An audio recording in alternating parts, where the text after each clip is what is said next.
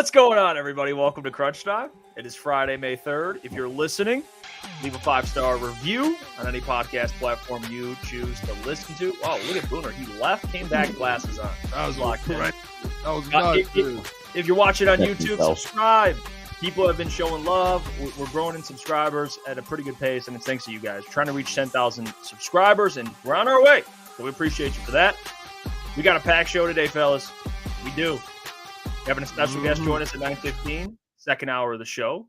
We're going to talk about DJ Chark, maybe some other wide receivers or free agents you prefer the Lions to sign, for that matter. Could be any position.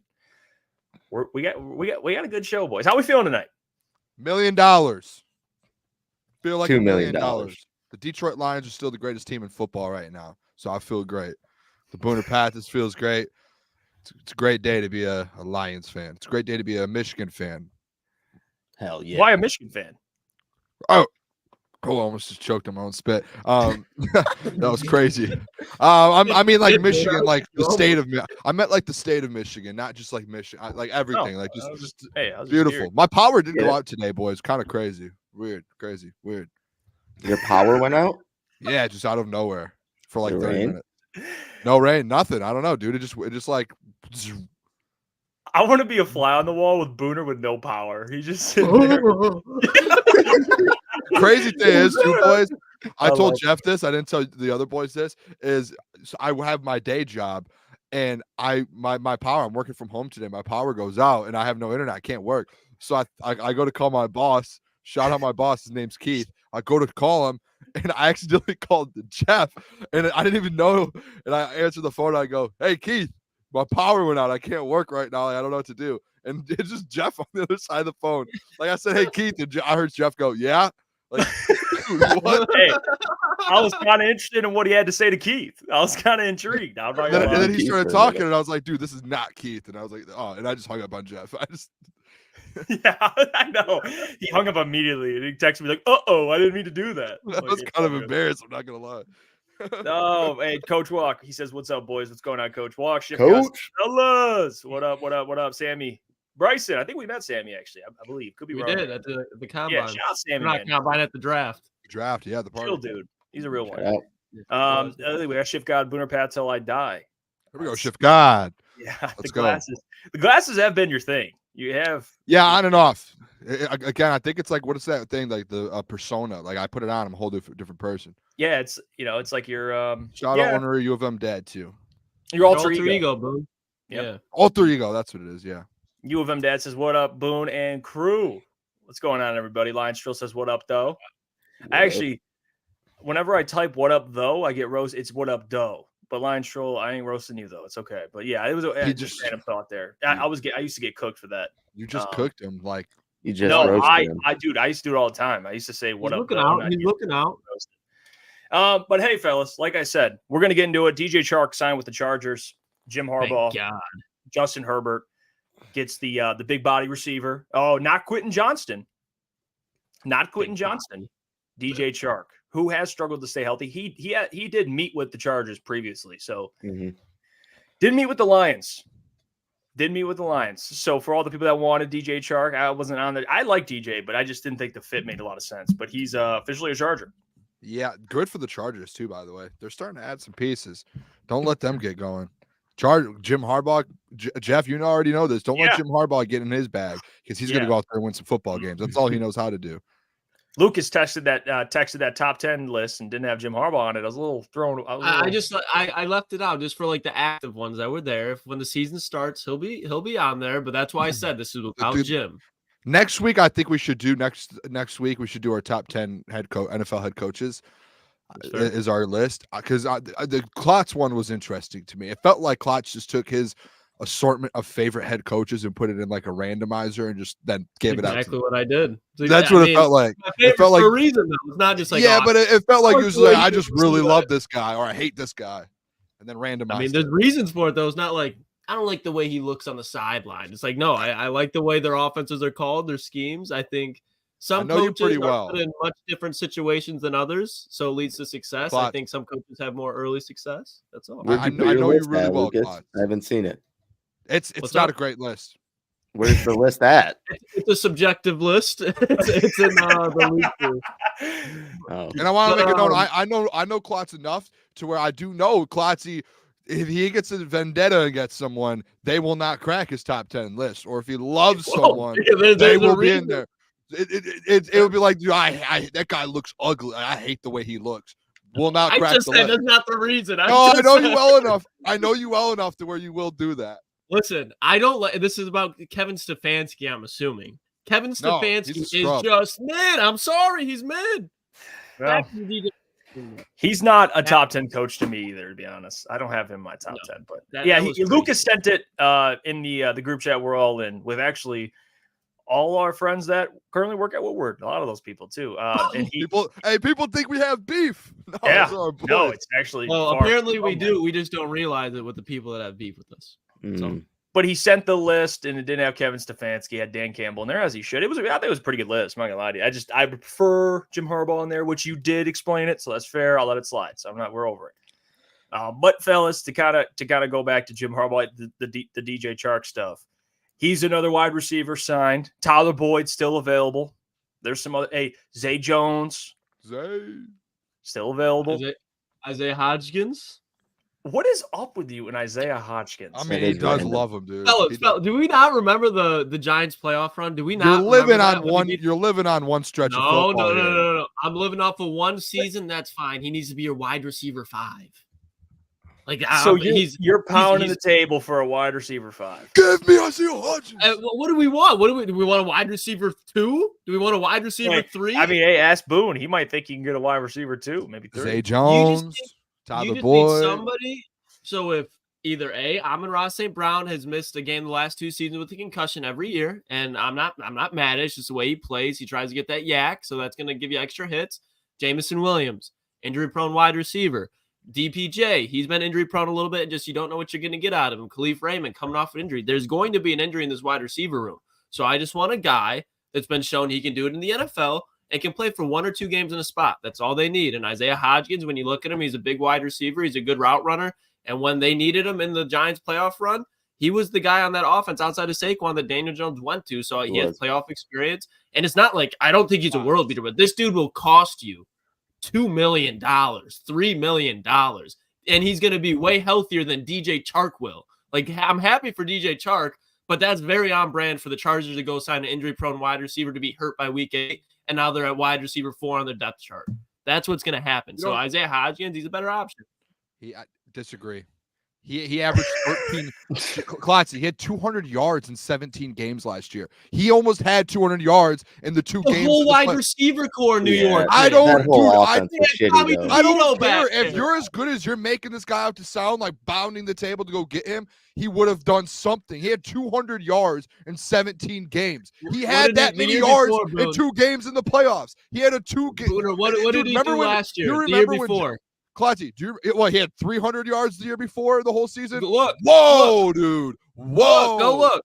Yeah, I did just look. He had 300 yards. And the year before that, because maybe I'm confusing it. The year before that, he had 41 yards. I don't know what he literally had a 2-game stretch in the playoffs. Maybe it was just in the playoff games. He had a 2-game stretch in the playoffs where I think he combined both games. I think, and let me pull it up here so I can get you an Coach Walk. He pulled up. He had 100 yards in 2 games. He had 100 yards in 2 games in the playoffs, and everyone went nuts. Oh, my gosh. He had like a couple big catches, which, all right, 100 yards in 2 games. He had 9 catches in 2 games. That was great. But, like, we're acting like he went out there and had 150 yards every playoff game during a playoff run. Booner, I just said he'll be your wide receiver fucking 5. I would rather let Antoine Green develop and be your wide receiver 5 than have bring him in. Another guy. Yes, Jeff. I said that. Another guy. Yes, Jeff. I said Antoine that. Green. Huh? I said that, Jeff. If you're bringing a guy in and you're spending money, go get someone who's going to be somewhat productive potentially. Go get one of these guys that are out there. Don't get Isaiah Hodgins, who's had 500 yards his whole career. Well, am I the only one that doesn't want any of these wide receivers? Like, I've been clamoring for a wide receiver in the draft and some through free agency, but this list of guys left, I want nothing to do to them. If we were going to address it, I would have rather have taken one of the young guys in the draft, but Zay Jones, no, I'm fine. Gentry. DJ Chark, no, I'm fine. None of those guys really move the needle, and DPJ is going to see increased snaps this year, and I think he's going to play his role really well. And Khalif, when he was healthy, he was really good too. And then you want J-Mo to take that next step. You still got to feed Laporta. You're still getting St. Brown those touches. So, I mean, honestly, all these wide receivers and even some of these free agents we're going to talk about, I don't want any of them. Talk to him, Gentry. Come on, man. Whoa, Jeff. So if something happens in this wide receiver room injury-wise, what do you guys think Brad should do? Just go out middle of – I'm asking. I'm not saying it's a bad idea, but just go to the waivers and then just get depth that way. Like it's a great question. Season. Yeah, I mean, or maybe they look to like add someone through trade or something like that. But like I see Coach Walk, like you don't want Boyd. Like I do, but I don't think we're gonna pay Boyd what he's asking for. And like if we were gonna go out inside or spend that money on a wide receiver, I would rather spend it on an X than a slot. And I know Boyd can kind of do both, but he's primarily slot and he's a great wide receiver. It's nothing against him. But if I'm gonna spend money, I'm gonna spend it on a need, not just to get another body in the building. Hey. Jeff's just happy because that's what he said yesterday. And it's not, I don't think like that's end all. I'm with Lucas on this. Me and him might disagree on the Isaiah Hodgins thing. That's fine. I don't really care. Again, it's just having. Now we don't care. No, I don't care. Klotz, time out. I'm talking about. I don't care about. We're gonna argue about. Me and you both agree that we would like someone else in the building if someone goes down, if there's depth, have some competition in that room. That's the only part that I'm at, to where I don't think like you did lose a wide receiver with the same core you have, and you didn't add anyone to replace that wide receiver. You're just basically hoping, let's just move all these guys up the depth chart and hope that they end up being really good this year for you. That to me, it's like you're supposed to win a Super Bowl this year. I'm going to keep saying this. This is a Super Bowl year. This isn't a year. It's like, it'd be cool if we won a division. That'd be sick. No, like you're competing for a Super Bowl with the Eagles, the 49ers, the Chiefs, the Ravens. You can't put out there a half. But I don't think like a depth piece like Zay Jones or any of those guys immediately make them Super Bowl contenders. Like they don't move the needle that much, and I wouldn't hate to have any of those guys. I think it would be great to add the depth in there, but like they're not like, oh, we signed Zay Jones and we're a Super Bowl contender. Or you guys keep being content with divisions. Then I'll lead the Booner path. It has nothing to do with. I'll lead the Booner path to the Super Bowl. Let's take a deep breath together, Boone, because we're on the same page, and that's where you lost me. Okay, I think to win a Super Bowl, if you look at the 49ers and the Eagles. If you go down their top 4 wide receivers, it's pretty much the same as the line. You can't tell me the wide receiver 5 for the Eagles or the 49ers right now. You just can't. I'm talking about replacing Josh Reynolds. I think that's they have that. We've all talked about between Jamison Williams, DPJ, Khalif Raymond. Like Boone, you agreed with that. The 2 and 3, because they did that. They produced last year for you. Let me say this, okay, Boone. Now I'm confused. Yeah, and I'll address it. I'll try and meet Boone somewhere in the middle, maybe, because I disagree. I don't think adding Zay Jones. Tyler Boyd, I do like, but like Mike said, I don't think it's realistic because of who the teams he's met with. He has not met with the Lions. Has he met with the Lions? Who's that? Tyler Boyd. No. Then it makes my argument. Crazy, man. Guys that get 600 yards don't affect the team. That's not what I'm saying, but here's what I'm going to say. You brought up the injuries. If Amon-Ra St. Brown goes down, your season's already over, man. Or it's not over, but it's going to be hard to overcome that. Like Zay Jones is not like, oh, we got Zay Jones, we got depth. I'm not talking about an Amon-Ra going down. I'm saying if DPJ does or J-Mo. But that's like, hold on. If DPJ or J-Mo does, or DPJ, as much as we think that he's going to take that next step, if he doesn't take as big of a step as you think to fill that Josh Reynolds role, then what do you do? Okay, here's the middle of the season. If he doesn't take that step that you're wanting him to do, what do you do? Serious question. You're talking about worst case scenario, right? That's not worst case scenario. That is realistic. What if he doesn't fill the Josh Reynolds role?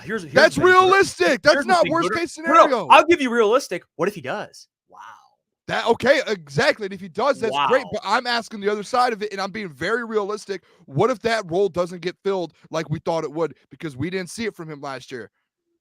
So that's serious. That's a legit question as a fan or as a reporter to say, hey, what happens if you have all this trust in a guy like DPJ or J-Mo and Khalif? What happens if that void, the 600-yard void, doesn't get filled and DPJ struggles this year and you're trying to win a Super Bowl? That's a serious question. Before you go, Lucas and Mike, and I'll give it to you. I want to ask Booner one question. What do you think J-Mo's going to do next year? He had 300 yards this year. What's his production look like? I think you could see 700 to 800 yards out of him. So that's an extra 600 yards. I think J-Mo takes a step. My question is, I want to know what DPJ does. What if DPJ doesn't come out? And he might, but I'm just saying, if he doesn't, or what if one of those 500-600 yards extra from J-Mo? Oh my gosh. Or what if one of those guys get injured or something? Then you're just sitting there going, oh, Antoine Green, 7th round pick from last year. Injuries. Okay, you guys just aren't listening to me. I'm listening to you. No, I'm hearing you out. I'm listening to you very well. That's why I'm kind of confused now, because we were on the same page and now we're not. Josh Reynolds was a wide receiver 2 last year. Jamison Williams, the wide receiver 2 this year. If DPJ is the wide receiver 3, that would be like Khalif Raymond or even J-Mo last year. And I think, at the floor, out of injury, DPJ is at least getting 300 yards. At the floor, Khalif Raymond, same thing. Dude, he's getting more than 300 yards. You guys I'm agreeing. I'm saying at the bare floor, like at the bare minimum, he's getting 300. And same thing with Khalif. And if J-Mo does what we all think, and then you have the 300 at the bare floor for both those two, that's 600. Then you talk about Sam Laporta. This how many yards is Jared Goff? My whole thing is just like if they have Amon-Ra go down, and then they got to play a team like the Texans for a game or like a NFC North game. I'm just a little bit more comfortable if you have an extra guy in that room, even if it's a wide receiver 5. I don't think you guys understand what I'm bodies saying. If somebody goes down in that game. It's more of like a just emergency. What I'm saying is when you're sitting in Dan Campbell's office and he has that whiteboard that he opens up and he's looking at the depth chart, the magnets are up there. Yeah. You had the wide receiver room a month ago, and on that board was Josh Reynolds, and you have your board there, right? You have your board. You took off your second wide receiver and you threw the magnet away. He's gone. He left. Dunzo. Bye-bye. Guess what you did? You didn't upgrade the room. All you did is moved everyone up and moved Antoine Green up. That's my point, is you lost a very high-level wide receiver in that room, and all you did is pushed everyone up, and you didn't even replace you didn't even replace the bottom of Antoine Green. You didn't even do that. That's my issue, is you lost a guy in that room, and you moved everyone up and said, we're fine. We're good. No replacements. But my thing is before you go, Jeff, we all said, especially after the NFC Championship game, that Josh Reynolds is not a guy that's irreplaceable. He's very much a player that is very nice to have, and any NFL team would like him. But when you talk about, okay, well, what's going to happen with that to Josh Reynolds moving off? You're just putting Jamison Williams there because this is Jamison Williams' first full season. He won it last year, but you didn't get that. So he even had to sit behind Josh Reynolds, and Josh Reynolds, being the veteran receiver, didn't really let J-Mo get there because he was having that trust. Yes. Boys, fellas, you guys keep arguing the same thing to me. I think J-Mo takes a step. My issue is... So you're arguing the wide DPJ. DPJ's the wide receiver 3. You're arguing about wide receiver 2 production, the 600 yards. You're not... The 600 yards came with the wide receiver 2 spot. I know I'm not speaking to you, Boone, too, but like just a lot of people too. I think we overrate what Josh Reynolds is as a player. I think he was great for Jared Goff and whatnot, but he's eclipsed 600 yards twice in his career. He's been in the league for like 10 years. Donovan Peoples-Jones, in a terrible situation before he got injured with the Browns, did that in back-to-back seasons. So it's not like Josh Reynolds isn't replaceable. I think you give Donovan Peoples-Jones those touches, he could easily replace it. And you are thinking J-Mo's going to take that wide receiver 2 spot, excuse me, from Josh Reynolds and take that step forward. So to think that Donovan Peoples-Jones can't slot in and be a good wide receiver 3 after he's shown he can produce in way worse situations, to think he can't come and produce in this offense, top 5 in the league, is just crazy to me. Like that, we can't replace Josh Reynolds. Like he is the end all be all, like wide receiver 2, wide receiver 3. Like it's Josh Reynolds. We need to chill on that. Hit that button all you want. That's the dumbest button inside. No, he was a good wide receiver for you. The only reason people negatively look at him is because he dropped 2 passes in the NFC Championship game. Yes. He made big plays. Let's move on from that. He made plays. Before we move on, J-Mo needs to step up. I think so did everyone on the offense. Let's look. He's a wide receiver 2. He was a wide receiver 2 on this team. That's not like a small deal. Here's the thing. This is where it gets interesting, guys. I'll bring this up. Look back to last year. Going into this season, you had a rookie tight end, Amon-Ra St. Brown, off 1,100 yards. J-Mo has not played, and he was out the first 6 games. Jameer is a rookie. What are we doing? Like, and then look what happened. NFC Championship game appearance. We should have been panicking last year. But guess what? Amon-Ra St. Brown took a step. Laporta turned into a top 2 tight end. Josh Reynolds, he was solid. He filled the role. But that's my point is, yes, Booner, your argument is addition, right? We lost one. We have to add one. You're not taking into consideration development like we had with Amon-Ra, an extra 500 yards for him. That's how this works. You're understanding. But you guys aren't listening to me, though. I'm not asking for them to bring on a wide receiver 2 or 3 right now. You want to add one because they lost Reynolds. It's right now. Reynolds leaves. Everyone gets pushed up now. Antoine Green's in that next man up. Now, if Antoine Green if he can take that step and be number 5 there, and he could be that if someone goes down, he can step in games and actually produce, then okay, I will sit back and I'll say, I don't want anyone. I'm good. I'm with you guys. But to me, it's you have your top 5 guys. That's how I look at it, the wide receiver room, 5 guys. Khalif Raymond right now is your 4th, and then 5th is Antoine Green. If someone goes down, Antoine Green automatically gets pushed up into that spot to where he's going to have to produce and go out there and make some sort of plays at some point in a big game. Now, do you guys all here are going to sit here and tell me Antoine Green, you trust the 7th round pick from last year? Maybe he's developed. We don't know. But that's where my point is you get a Zay Jones. Now you have 5 guys that are legitimate dudes. And I'm not saying Zay Jones has to replace Josh Reynolds to get 600 yards. All I'm saying is now he needs to fill that void to where, hey, go out there, and if we can use you, great. And if someone goes down, now you're filling in spots, and go out there and get 300 or 400 yards, 300 yards, and kind of be that 4th, 5th option on this team in that wide receiver room. I'm not saying go out and get a Tyler Boyd to fill the role of Josh Reynolds or anything. No, what I'm saying is you lost a big time receiver in your room. You didn't replace him with anyone besides pushing the depth chart up, and now Antoine Green is part of that. The depth side of that is the issue, in my opinion. And I wouldn't be shocked if Brad, with cuts come around, or even with the free agents currently right now, if Brad looks at it and goes, yeah, let's try and get some competition in this room, because if we are one injury away from being in a situation to where a 7th round rookie coming off this year that didn't do anything is going to have to step in and be that guy. That is my point. I don't really care about, I think J-Mo and DPJ are going to go out there and ball out. I know that because you have so many weapons there. I never said they didn't. Every time I talk about this, you boys are like breaking down DPJ and J-Mo to me and like how they're going to replace the yards. I get that. What I'm saying is if one of those guys goes down, now you have Antoine Green filling in. Do we all truly trust Antoine Green to do that? Maybe he will, and I'll have to step back. But I haven't seen him yet. So that's where I'm sitting there. We're in the dark on that. So maybe Brad trusts him, and I trust Brad. That's just my question. That's my kind of pushback a little bit. If I had to look at this offense at all, what can we do? It's the back of that wide receiver room. Zay Jones fills that. Zay Jones fills that. He doesn't need to go in there and be your number 2 or number 3. He fills a void that you just lost someone, add someone now. That's all. I don't think that's that crazy what I'm saying. Like, I do not think that was that. Like, no, that's really exactly what I was saying. That's exact. But then when we all kind of went off the rails, and so I don't want to go down the rails more, is when you're like, what happens if they don't get that 600 yards that Josh Reynolds has? And that's where, like, what do we talk? Like, they're gonna get that just by I hope they do. I think they do. Even if they don't, though, then you have some other options. Okay, DPJ's struggling. Oh, now we got Zay Jones. Let's throw him up there and let's see what we can do. You can't just be like, oh, Antoine Green. Let's see what he can do. No, like. I think Antoine Green at a wide receiver 3 spot for a couple games with a run first offense. If you got, I'm not stressing it. I'm parallel with you where it's just like throwing any. It literally can be a jag. It can be a jag as long as it's not Chase Claypool. I'm cool with whoever. He's already signed, so you're good.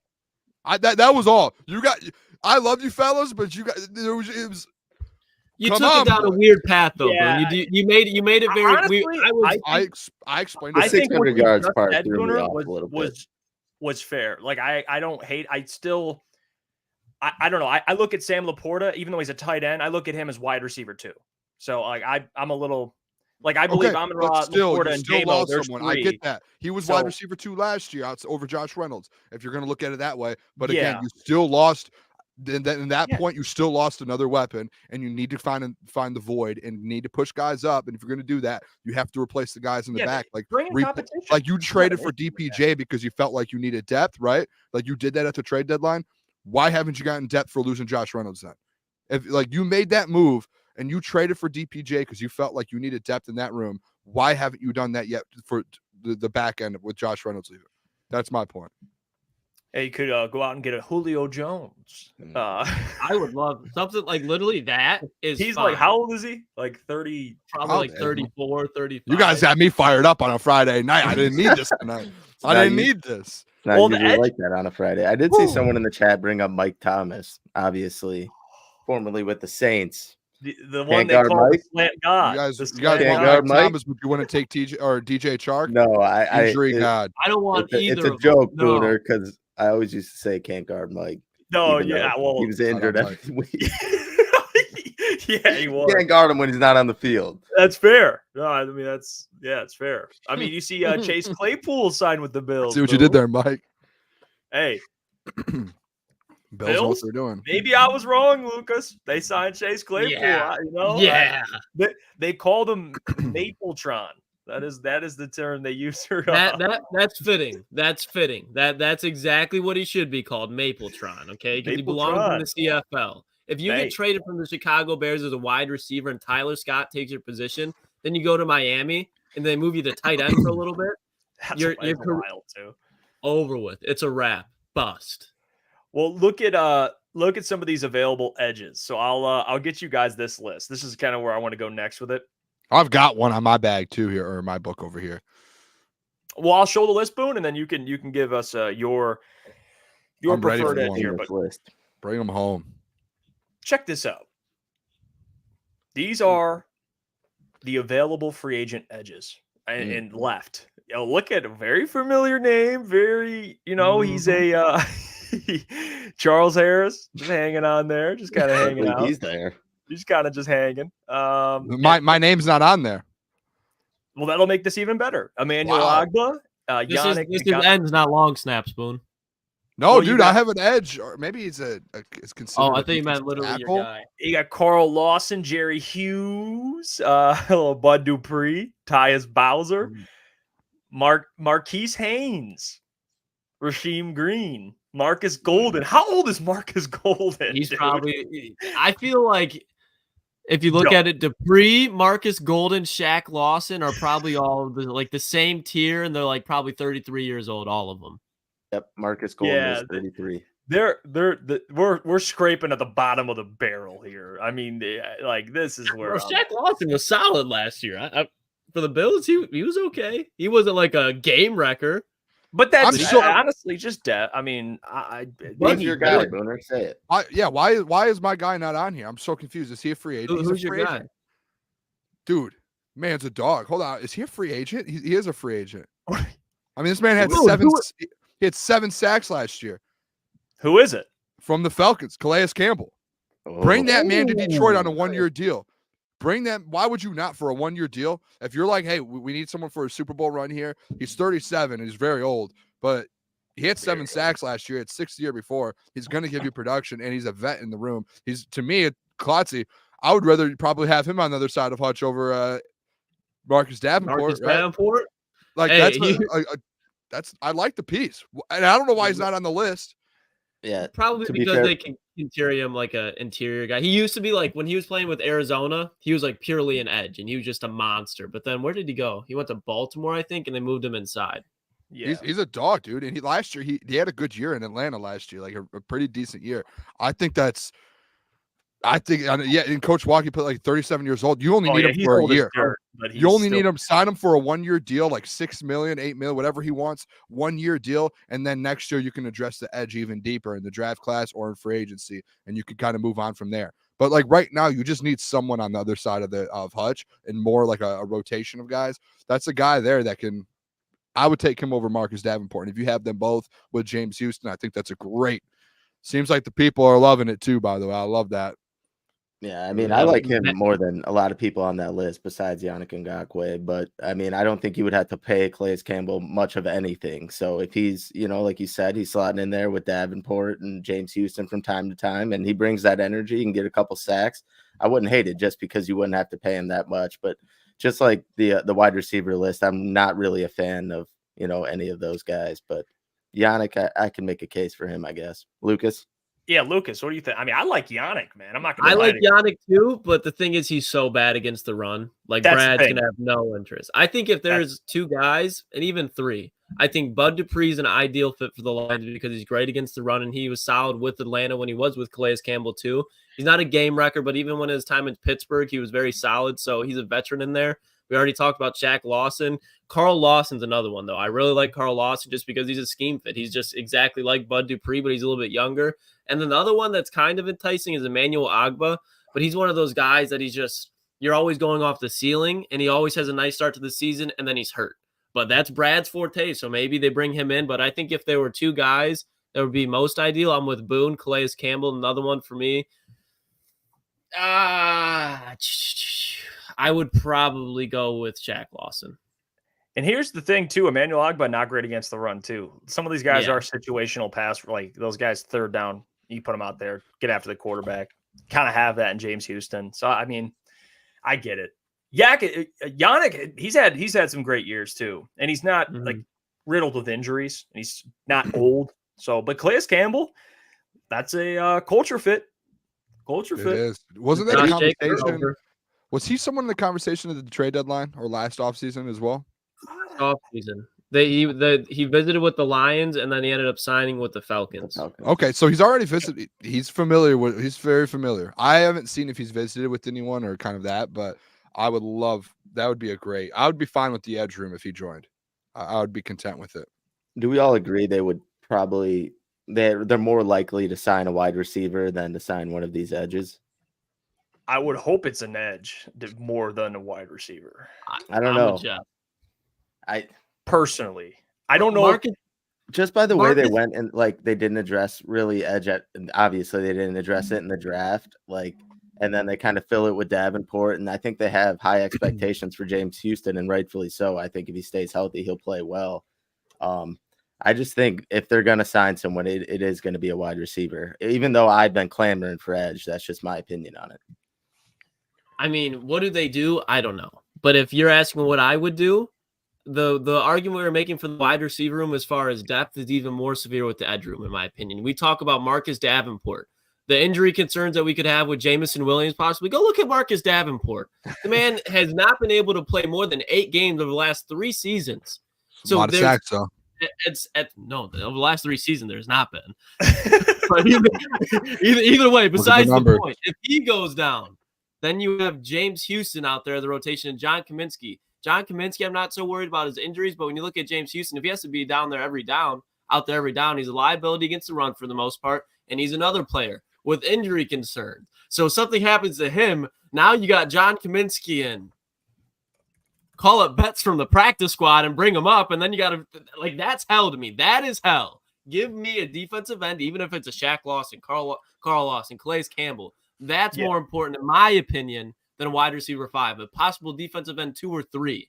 Because at some point, I think Davenport or Houston will probably go down at some point, knock on wood. They got Matty Betts, Boone. As the wide receiver guru of today's show. Oh, my God. I will say the Detroit Lions, I would rather have them sign a defensive edge.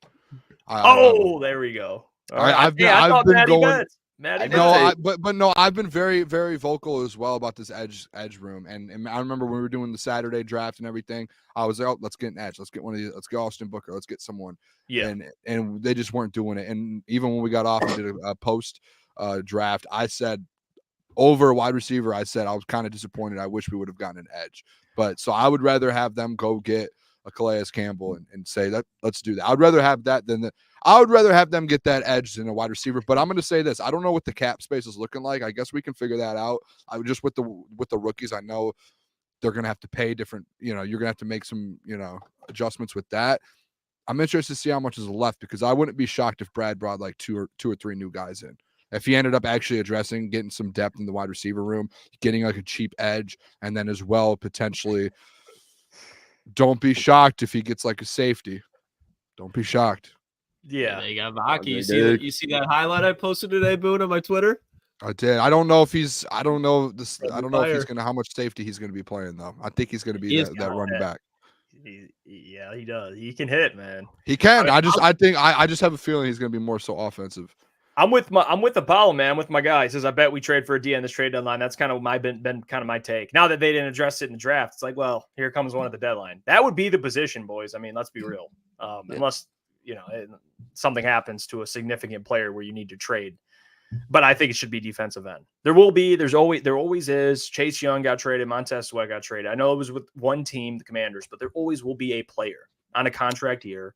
Yep. Maybe the Jets don't have the success we thought. Hassan Reddick, contract year, boom, go get him. There's always ways. So I'm this Hassan Reddick thing, man. I mean, I've been inconsistent with it for a while. Boone, I've been beating the drum for it for a while. It's like I'm holding on. I'm interested in who I think was a real possibility. I want him. It doesn't even have to be the truth. Matt Judon. Go steal that man from the Patriots. He's not winning there anytime soon. I'll make the phone call. Man, get on the phone. AFC. Shout out Marcus. I went to shout out Saginaw Valley. I went to Saginaw with his brother Marcus. Great guy. You gotta hit him up. If things come down to it, I will make a phone call. I actually will. He goes, "Hey, what's going on? It's Booner. Let me talk to you." Get me that whole crew, the whole crew, the football that I knew from Saginaw that time. You guys know my boy Alante, Sauce's brother, and then Matthew Judon's brother Marcus. Like those are all like my boys that I know. It's like, hey, I could just make a couple phone calls. Let's get Sauce in town. Let's get Judon in town. We could get some things popping around here. We had some dudes at Saginaw. I know we didn't have those dudes, but we had some dudes, brothers. You had their genetics though. The genetics were there. Those are my guys. Shout out. Mm-hmm. Shout out Marcus. Shout out Alante. Well, while we're discussing defensive ends, when you look at defensive rookie of the year, very early odds for defensive player of the year or defensive rookie of the year, they all and listen, Mike and Booner, you guys are like our go-to. Speaking of gurus, betting gurus. All right, so I want you guys to look at this list here, and this is on DraftKings and FanDuel, but I don't know if these are the updated odds, but this is what most recent. Dallas Turner, Latu, Jared Verse, Quinion Mitchell, Terrion Arnold. Those are the top five. They're at least the favorites to win Defensive Rookie of the Year. You see Terrion out down there. He's tied on FanDuel, a little worse on DraftKings than Quinion Mitchell. But you see Byron Murphy's right behind him. Mm-hmm. Where are you guys leaning? Just your gut. We'll probably revisit all the awards before the season. This is kind of way too early. But do you think Terrion has a chance to go out? I mean, yes, he does. But do you think it's realistic to? By the way, the odds sprinkle a couple dollars on Terrion Arnold out there. The odds have moved a little bit. By the way, already, whatever this is, they're all. Terrion is now. I looked at it just before the show. He's now tied for third with Jared Verse and Quinion at plus 1,000. So that means some bets probably were getting placed. Since you pulled that up, I think Terrion potentially can have a chance, but I don't think what it is I think what we talked about yesterday about the breakout players is I think if he has that breakout year to where you can be in that conversation to have it, I just feel like this award's like an edge award. It's like a defensive line award, and that's where I go to it. And I know like Latu and Dallas Turner are probably good. Like they're obviously the favorites. If I had to get like any value out of that, fellas, I potentially, and I might place the bet because I think he's going to have a chance to be in the conversation as Jared Verse in LA. I think that he's going to have a chance to kind of be that dude on that defensive line and make some plays. And I think you could see him get a ton of sacks there. So that's just because he's plus 1,000. The other guys are plus 400. So I think he's going to be in the conversation come end of the year. So that's what I would do. It's just hard for a corner. The last corner was Sauce. And then before that, I don't even know who it was before that. What do you think, Mike, with those odds? Wait, can you pull the odds back up? Oh no, you already put it down. I don't know. Booner, do you have the updated one? Was like plus 500. If like I'm kind of under the same umbrella as Booner here. There's only been 3 corners in the last 20 years that have won the award, and that was Marcus Peters, Marshawn Lattimore, and then Sauce Gardner, obviously. Sheesh. So it's not very likely that a corner wins it. Although I do think Terrion and Quinion are both in situations where they can be cornerback 1, cornerback 2, and like show a lot of potential to win that award. But if I'm gonna bet here, I think I'm gonna go Latu. I think just with how bad and how rough the Colts defensive line has been in the past, I think a guy like him, his skill set will easily be shown, and he could easily get out there and go win it. I don't like Dallas Turner, honestly, for the odds that he's given. I think like he's got big shoes to fill, obviously, with Danielle Hunter leaving, and I still think there is a Van few Gink question on the marks. other side, Gentry. What's Van that? Gink. Yeah, I know Van Gink on the other side. I still don't think that defense will be the same I don't think he'll flourish as much, and I think that situation is going to be harder than the Colts situation to win Defensive Rookie of the Year, if that makes sense. But for sure, I don't think a corner wins it. Although I think they could be in a situation too. Here's the updated odds. Thanks, Booner, for this on FanDuel. You're welcome. Yeah, thank you for that. Dallas Turner plus 430, Latu right behind him plus 470, Jared Verse, Quinion Mitchell, and Terrion all tied plus 1,000, Byron Murphy plus 1,200. You got Chop. Ooh, Chop making a little appearance at plus 2,500, and then Cooper DeJean at plus 2,500. I think we're gonna agree here, Lucas, because we've kind of been in lockstep. Dude, Latu's winning this award. Yeah, let's go. He is. Big Grove on the inside. If I had to pick one of the favorites, those plus 400 guys, I would go Latu. Yeah, it's his award to lose, especially when you look. I think my narrative about the Colts, if it arises true, I think there's going to be a lot of public hype around Latu as well, especially because I think the narrative is he was the first defensive end taken, first defensive player taken in this draft. So I think there are a lot more eyes that are going to be on him, especially when you talk about a small market team like Indianapolis than normally would be in that situation. Yeah, I think too, DeForest Buckner, talk about what that does for edges. That dude he's a walking double team. Like, so at that point, Grove. Yeah, actually, I left out Grove, who, I mean, that's like Sue's long lost cousin. With how that dude, both of those guys command so much attention that Latu is going to get a lot of one-on-ones, and you watch that dude can win one-on-ones very easily, by the way, very, very easily. Wide out.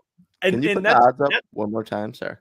Yeah. And that's the thing with Dallas Turner. I like Dallas Turner. I called him the best defensive player given that Latu has a neck injury. That's the only, I get it, but it's close. If he didn't have the neck injury, I think Latu would have been the first player drafted. But here's the difference. One of those guys has DeForest Buckner and Big Grove. That's going to help him. And Latu's already a pass rush specialist. That dude has every move in his arsenal. So even at plus 470 coming in second, I would sprinkle. If I'm betting to win this thing, not for odds, I'm going with Latu. Fair. I think that's a fair point. Byron Murphy at plus 1,200. I kind of wanted to relate it to Jalen Carter last year. Obviously, not the same type of player coming out of the draft. Jalen Carter was probably more highly touted. But, I mean, Byron Murphy is slotting in on that Seattle defense. They're pretty good and whatnot. And Jalen Carter, he made some noise last year, but he went stretches even with injuries and where he didn't make some noise. And he was damn near leading the pack for the whole year as far as the award goes. And then Will Anderson kind of towards the end just, took the crown. I mean, Jalen Carter did miss a few games, but nose tackles usually, like Booner said, it's more of an edge award, but they've been kind of contending, and they've I don't want to say they've won it more than cornerbacks because I'm not too sure on that, but they've been right up there with them. And Byron Murphy's in a good situation too. Just like, you know what the issue is going to be, Gentry? What's that? You know what the issue is going to be? What? There's going to be Byron Murphy rookie film. And for two of those games, it's just going to be Frank Ragnow decleating this man and planting him into the fucking turf of Soldier Field. And that will just take the whole narrative away. Hey, Byron Murphy will be a fine pick, especially when he has Montez Sweat against him, or with him, I should say. But I just think when you look at the division he's in, I think it's, even if you look at the Vikings, the strength of their offensive line outside of I always forget. Wait, yeah, Seahawks. He's on the Seahawks. He went to the Seahawks, so he's not against Frank twice a year. Why did I think he went to the Bears? Either way, I think you look at LA, they upgraded the interior offensive line. The 49ers, he can struggle, but I think if you just look in that division, it's a lot of teams that like to air it out. So yeah, he could emerge as a pass rusher. I don't know why I thought it went to the What Bears, a great save, though, by the way. Let's talk about how Klotz's save there. When he realized the Seahawks, he just went straight into LA and San Fran. He was just breaking down the NFC North. He was breaking down the NFC North and then instantly Seahawks. Oh, well. Yes, we did. Adam had him to the Bears. But your point still stands. I mean, yeah. He's unbelievable turnaround there. That was great. I appreciate that. But it was just one of those things where I think with that division, it's going to be hard. Because we talk about the NFC North and the NFC West as the toughest divisions in the NFC, and I think that still stands. Toughest divisions in football, arguably outside like the AFC North. I don't hate the Jared Verse one either. I don't hate it. I mean, Jared Verse he's one of the best edges too in the class. I think it is an edge award. It is. If it's not for Terrion to win it, let me give you the path. All right, this is not the Booner path. Again, that's the separate copyrighted. This is the different path. Give us the road. The road. Yeah, there you go. This is like the road for Terrion Arnold to win it. He's got to be one of, if not the best corner in football. So yeah, I mean that's literally period. Like that's got to be it. But here's the thing. Stuff. Kind of to help with it, when you look at Sauce Gardner, and I'm just playing devil's advocate here. What helped him out the most? That he had, in my opinion, DJ Reed on the other side, who was already a very good man-to-man corner. And you look at Carlton Davis, I do think that helps to what you guys were saying earlier about situationally. He is in a spot where he can't do that, be that breakout player you guys all said he would be. Yeah, that's what it is. Like you got to be one of, if not the best corner in football, which I think Terrion has the potential, but that's hard to do. Like Mike said, what was it, Mike? 3 in the last 20 years? Yep. See that? Like that's usually, and they were all like, not saying that Terrion and Quinyon aren't elite corners, because I think they very well will be, but these are all elite top of the line guys that had very, very good seasons. Like Sauce was just a clear, like, dude, he was like, if Terrion comes in and dominates, I think he's gonna, that's someone who could be in the conversation. It's the same with Quinyon, but it's tough to go win it because as a corner. Well, hey, speaking of line secondary, Alex Anzalone had some praise for Brian Branch, speaking about his versatility. We'll watch the clip here. Shout out to Easy for clipping it, posting it. He's a real one for that. Thanks, Easy. We're stealing it. And this is Alex Anzalone on the Greenlight Pod with Chris Long, which is a great podcast, by the way. And Alex Anzalone, great program, big Brian Branch guy. So let's check it out. Let's hear what Mr. Anzalone, captain of the defense, had to say about him. But like with Branch, his versatility, can you help people understand through a couple examples of how versatile this guy is? Yeah, I mean, he can play press man, he can play zone, he can, a lot of the times we just let him kind of just be a bonus hook player and, say, hey, bro, just go make a play. And, he's the type of player that you kind of, don't like, obviously everyone has responsibilities, but he's the type of player we kind of just want to let him do his thing. And that just is a credit to how special he can be and how special he is. And, he can play nickel. He can play safety for sure. Obviously, he did in college. And, hopefully he will a little this year. But, he can probably play outside too. We're in that DB room. See that right there? He's a dog. He's dog. That's we think all pro. That's what he is. That's what he is. Because of what he just said. The dude, he is so smart. That is like, you look at Brian Branch physically or watch him on tape, you look at what he can do just completely trucking people, which like his ability to just lay out people is impressive, but his IQ, versatility, like it's all of that. Nickel. The dude, everything. I believe Branch could even mess around, play corner. Like you said, he could play corner if he could play multiple positions. He could do it all. Secondary. Yesterday when we did our top 5 breakout, or like when I talked about Brian Branch, I remember I told you I literally, right when I was making, we were texting about doing that, I watched this interview and I heard Anzo talk about Brian Branch, and instantly I had to put him in my top 5 because of that. And I have actually, do I want to do it now? Do it now. You got to do it. I have one of those. I have another comparison here for you guys. Like what's the word I'm looking for? Like what you did with Myles Garrett. Yes, so I have one, but the only thing is now you guys know. Now you guys at least know one of them's Brian Branch. I'm not going to tell you who the other one is. I'm not going to tell you which one's Brian Branch. So let me break this down, and I wish I should have a graphic for this, but I'm just going to break it down for you guys. All right, player A. Are you guys ready for player A? Let's do it. These are 2 safeties now. Player A, 70 total tackles, 1 sack, 2 forced fumbles, 3 interceptions, 8 pass deflections, and 2 stuffs. You guys get that? Yep. 1 sack, 2 forced fumbles, 3 interceptions. Sorry. ESPN has them as stuffs. I think they're just tackles behind the line of scrimmage. Okay. I apologize. So I believe it's tackles for a loss. ESPN just has weird. Everyone has different terms. So it was basically outside of the tackle. It was 70 tackles, a sack, 2 forced fumbles, 3 interceptions, 8 pass deflections, and 2 tackles for losses. Other player, 74 tackles, a sack, 1 forced fumble, 3 interceptions, 13 pass deflections, and 8 tackles for a loss. That was player B. And is there any? I can go over some stats here if you guys want me to compare stats. I can do the back end because I think that might be the more important. So player B had 4 more tackles, 13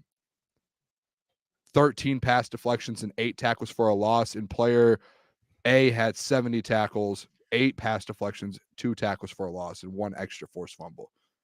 And it looks like Jeff wrote it down. So I'm gonna go with Branch's player B. Player B. Who would you rather have? Who would you rather have is the question. The one with more tackles for loss, for sure. Yeah. If we're talking the about guy safety. with more tackles for loss, more pass deflections, and more tackles. But so you got player B? I think player A is Branch, though. So I feel like he had more than 3 tackles for loss, so that's the only reason why I'm saying that. I could be wrong. I think player A is Branch. Yeah. Did we just butcher this? Okay, I did purposely leave out a touchdown because player B has 1 touchdown and player A has 0. Player A. So if you're taking player B is Brian Branch, which everyone here besides Gentry took player B, I think. But yeah, guess who player A is? Let me guess. AFC or NFC? Give us that much, because it's hard AFC. to tell off. I think Minka Fitzpatrick. No. Kyle Hamilton. Nope. I will say this player was 2nd team All-Pro as a safety this year. It was Justin Simmons. Ooh. So Brian Branch, when you're breaking it down, and I think Justin Simmons was someone where everyone was like, why is he in this conversation? He was still second team All-Pro. And Brian Branch, essentially, if you break it down blindly, you don't look at the players. Brian Branch, you can argue, had a better season. Yeah. Dude, easily. that's impressive. You got to make that a segment, Boone. I love doing those. They're one of my favorite. We're going to have a graphic. It would be a much better visualization. I love doing those. They're so fun. But that's essentially, like, to me, and that was why he's in my top 5 player breakouts. And I had some people tweet at me today, well, why is Brian Branch in there? And the same with the lean. But to me, it's Brian Branch wasn't even a Pro Bowler last year. And he had the same numbers as someone that was on an All-Pro team. And he wasn't even considered he wasn't a Pro Bowler, not even a reserve. So, like, for me, I think next year, that's where there's a chance next year Brian Branch turns into an All-Pro safety. He's going to have better numbers than that, and he should be in that conversation. I think it's very likely because for safeties it'll be 2 All-Pros, 2 All-Pro teams, and so it's your top 4 safeties. And I think Kyle Hamilton can give him a run for his money, or vice versa, however you want to say. Hufanga coming back will, but then after that, it's kind of, you have the Javon Hollins, the Minka Fitzpatricks of the world, but then Derwin James, he's not reaching it, and then Budda Baker, I'm taking Branch over him. I'm trying to think of other safeties around the list. The next up is Branch, and I think there's a very high chance if you look at the corner room that just got added to this roster. Jack Campbell taking the next step. DJ Reader's going to help put pressure with McNeil and Aiden Hutchinson. I think there's a real chance he could be a top 4 safety in the NFL next year, which makes him an All-Pro. Yeah, I think Branch was on number 2 on my list yesterday. I'm pretty sure. I like it. That's literally what's going to be my whole point. Nothing that you guys haven't said. I think Branch is going to reach that All-Pro status this year. And nothing that Anzalone said wasn't true. He's one of the more versatile players on the Lions, if not the most. And he's going to go crazy this year. By the way, too, like Klotz, to your point with Kyle Hamilton, like that was the original comparison that I did. I was going to blindly do Kyle Hamilton because Kyle, like, what did Brian Branch have? He had 74 tackles, a sack, forced fumble, pick 6, 13 pass deflections, and 8 tackles for a loss. Kyle Hamilton had 81, 3 sacks, 1 forced fumble, 1 more interception than him. He had the same amount of pass deflections, and he had 7 tackles for a loss to Brian Branch's 8. So, like, the stats are very similar with Kyle Hamilton too. So it's not far off. And now you have another year under his belt, and he's going to go in there with other guys on that defense. Hopefully, even better corners. That linebacking core is getting better. You hopefully, DJ Reader to get to the, give him more time. And I just think there's a chance Branch ends up being an All-Pro next year. I wouldn't be shocked. Well, here's the interesting part of that is Justin Simmons didn't make an All-Pro team till his 4th year. Mm-hmm. So, there's that too, where, like Brian having the season he had. I mean, Justin Simmons rookie year, His rookie year had 2 interceptions, 4 pass deflections, a sack, and he had a couple tackle for losses. But it was pretty good. And he was drafted in the 3rd round, 98th overall. So, about a round after Brian Branch. So like it's tough because it's like you don't know who's rising, who's like for Brian. Even if he comes out and has a similar season, it might not be enough to be all pro, but he is on his way. Like he will have multiple all pros by the time his career's over. Multiple. Like even if it's not this year, he's only going to get better. That's like the hardest thing for a guy. I mean, for Branch to have that much weight on his shoulders with balance. I mean, playing nickel for a team that again was competing for a Super Bowl as soon as he walked in there as a rookie, and he played that well with kind of that defensive line. Not to throw shade, but wasn't spectacular. You guys and he realize played like that. What he did too, like his first NFL game ever, he had a pick 6 versus one of the greatest players of all time. Won the game for the and on the at in Kansas City. That was just, to me, it's just crazy. That's why I love Brian Branch so much, because some rookies, there's nerves, the IQ, like right away there's an adjustment. Right when Brian Branch, like when you can start getting those reports in training camp that they have to keep him on the field and they have to move CJ because he has to be on the field. And then come week 1, you're playing in the biggest game that's been hyped up all summer long. The Detroit Lions are going to Kansas City, and that's all the talk of the town is. And that man went in there and he had the game-sealing pick 6 on one of the greatest quarterbacks of all time, Patrick Mahomes. That's when like, yep, we got a dude. That's a dude. There's no adjustment period. He's here to play, and he's going to be really good in this league. And the best part about it was the whole thing with Branch coming out the draft was his 40 time, and they clocked his GPS speed, and he was the fastest player on the field during that game. So he shut down every narrative there was about him in one play. Play. But I think, Jeff, like that's why Brad Holmes loved drafting when people talk about football players, because when you're just a football player, you just love the game and you have a good feel for the game. And Brian Branch is just the definition of that when you watch, like, because at the end of the day, when this ball is snapped, football is just football. You just got to put yourself in a position to make the play. And if you have a high IQ and just high passion for the game to go with a high motor, that's what you do. You just are putting yourself in position to make plays. Look at Troy Polamalu. No, I'm not saying he's going to be that good because Troy Polamalu's a GOAT. But if you watch what made him so good, it was his instincts and being able to read the field. That's real quick before we move on. That's why I think Terrion's going to be so good next year. Is because I think he has that Brian Branch mentality coming from Bama, and that's kind of the same conversations and things that we heard about Brian Branch coming out of the draft last year is the same things that you're starting to hear from Terrion Arnold and Saban saying, and people around the NFL are saying about Terrion. That's why I had him on my breakout list, was because I feel like Terrion's going to be like the Brian Branch this year. He's going to come in. Hey, we can't take Terrion Arnold off the field. He's just that much of a dog. He has that high of an IQ, and he's going to be that good. So that's why I think Terrion's going to get. And you have 2 guys now that are going to be like that, and you have Carlton Davis, Kirby, Iffy. Oh my gosh. Well. Oh my gosh, Booner just left a little weight there. Yeah, dude, it's going to be such a good secondary, man. And Rakestraw and Amik. Oh, dude, I'm really worried about that other side of Hutch. That's it. Hey, True Teller 2011, appreciate him for always being here. He says, hey, this might not be popular, but stop overrating plays. The ball was right to him. He says, love Branch. Could easily drop it. Could have easily. Rookies. Hold on. He said, love Branch. I think he's going to be an all-pro, but, man, I feel like y'all overstate plays sometimes. That stage, that game, that quarterback throwing the ball, a lot of people drop those passes going there. I'm starting to read his comments. Sorry, I lost track of my words. I saw a couple. You can't again. He was in a position to make a play. He could have been a yard in front of the wide receiver. I think he put himself in a position to make the play. And at the end of the day, he made the most important play of the game, and that wasn't the only play that he made in that game. Like, he had a very solid game. The next couple of weeks when he played the Falcons and everything was about Bijan Robinson, he made a stamp and made sure that he knew that he was the best rookie on that field. Even with Jahmyr Gibbs, Brian Branch was the best rookie on the field that day. And I just think when you talk about that's like the Brian Branch moment. So it's hard to not overstate that. Hell yeah.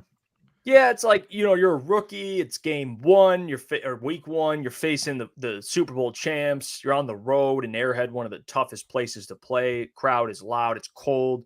And you go out there. Pat Mahomes throws the ball right to you. High expectations, and the ball hits him right. And it was thrown to him, but guess what?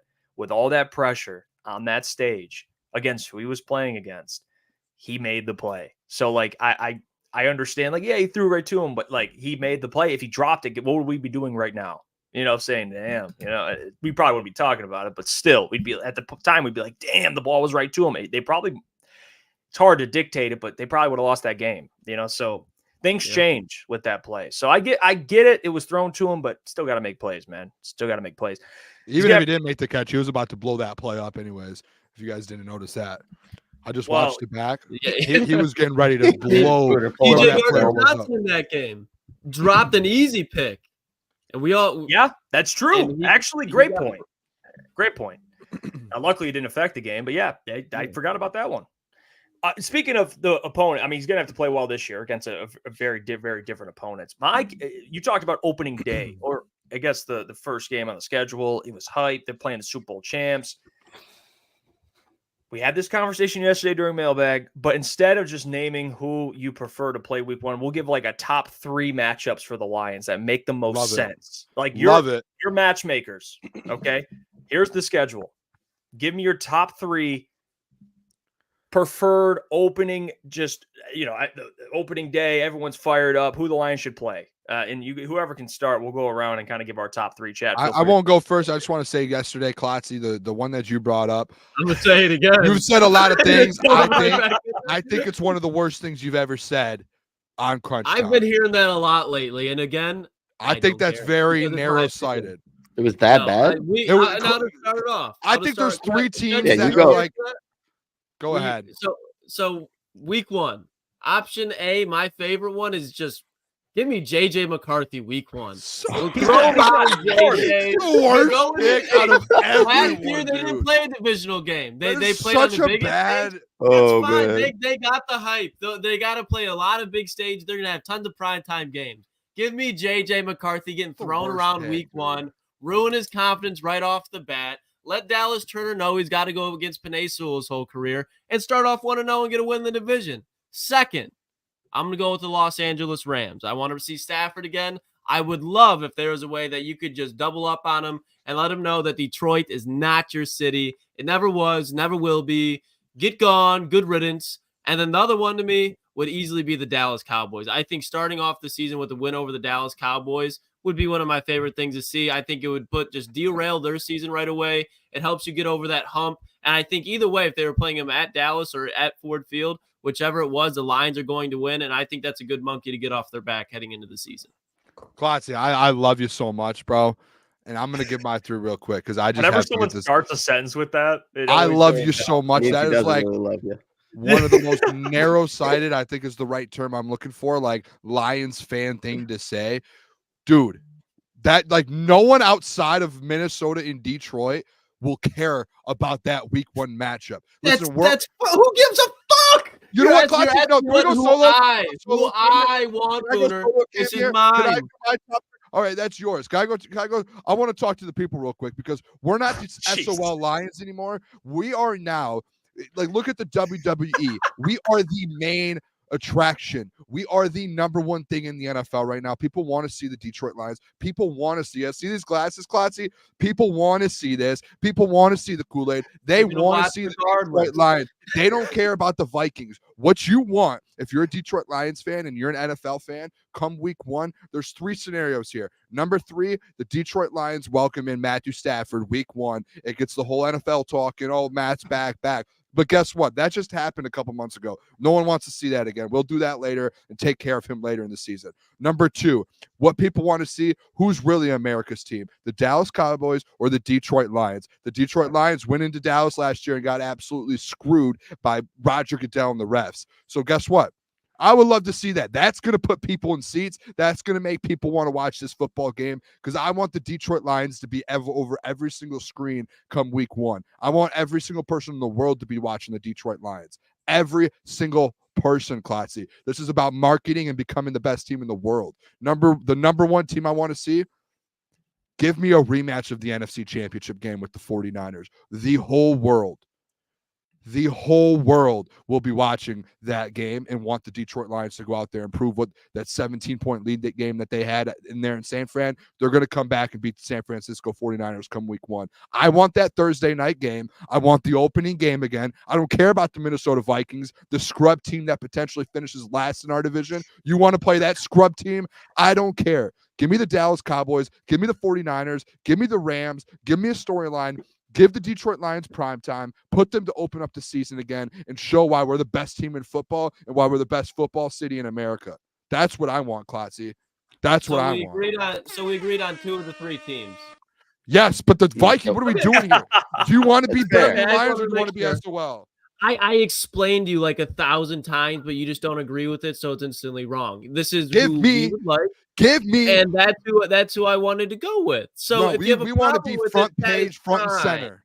We want to show the world who we are. Week 1. Just like they already announced that the Lions aren't playing that Thursday night game. I forget who the matchup was off the top of my head, but it's already they didn't announce it yet. They didn't announce it yet. They announced the teams. I'm pretty sure I believe the Packers. They announced the date that they're going to be announcing it. I'm pretty sure they did, but I could be wrong. Either way, they're not going to put the Lions back-to-back week 1 at the Thursday night game. I don't think so. But I think either way, people are going to watch the Detroit Lions because they want to watch the Detroit Lions. So for them to whoop a divisional rival's ass week 1, especially with all the hype coming out of Minnesota, I'd love it. All right. So my list is kind of the same. I have 2 out of the 3 teams. I left the Rams off for the same reason Booner said, because it was too soon. We just beat them in the playoffs. We can save that for later on in the year. We don't have to open up with it.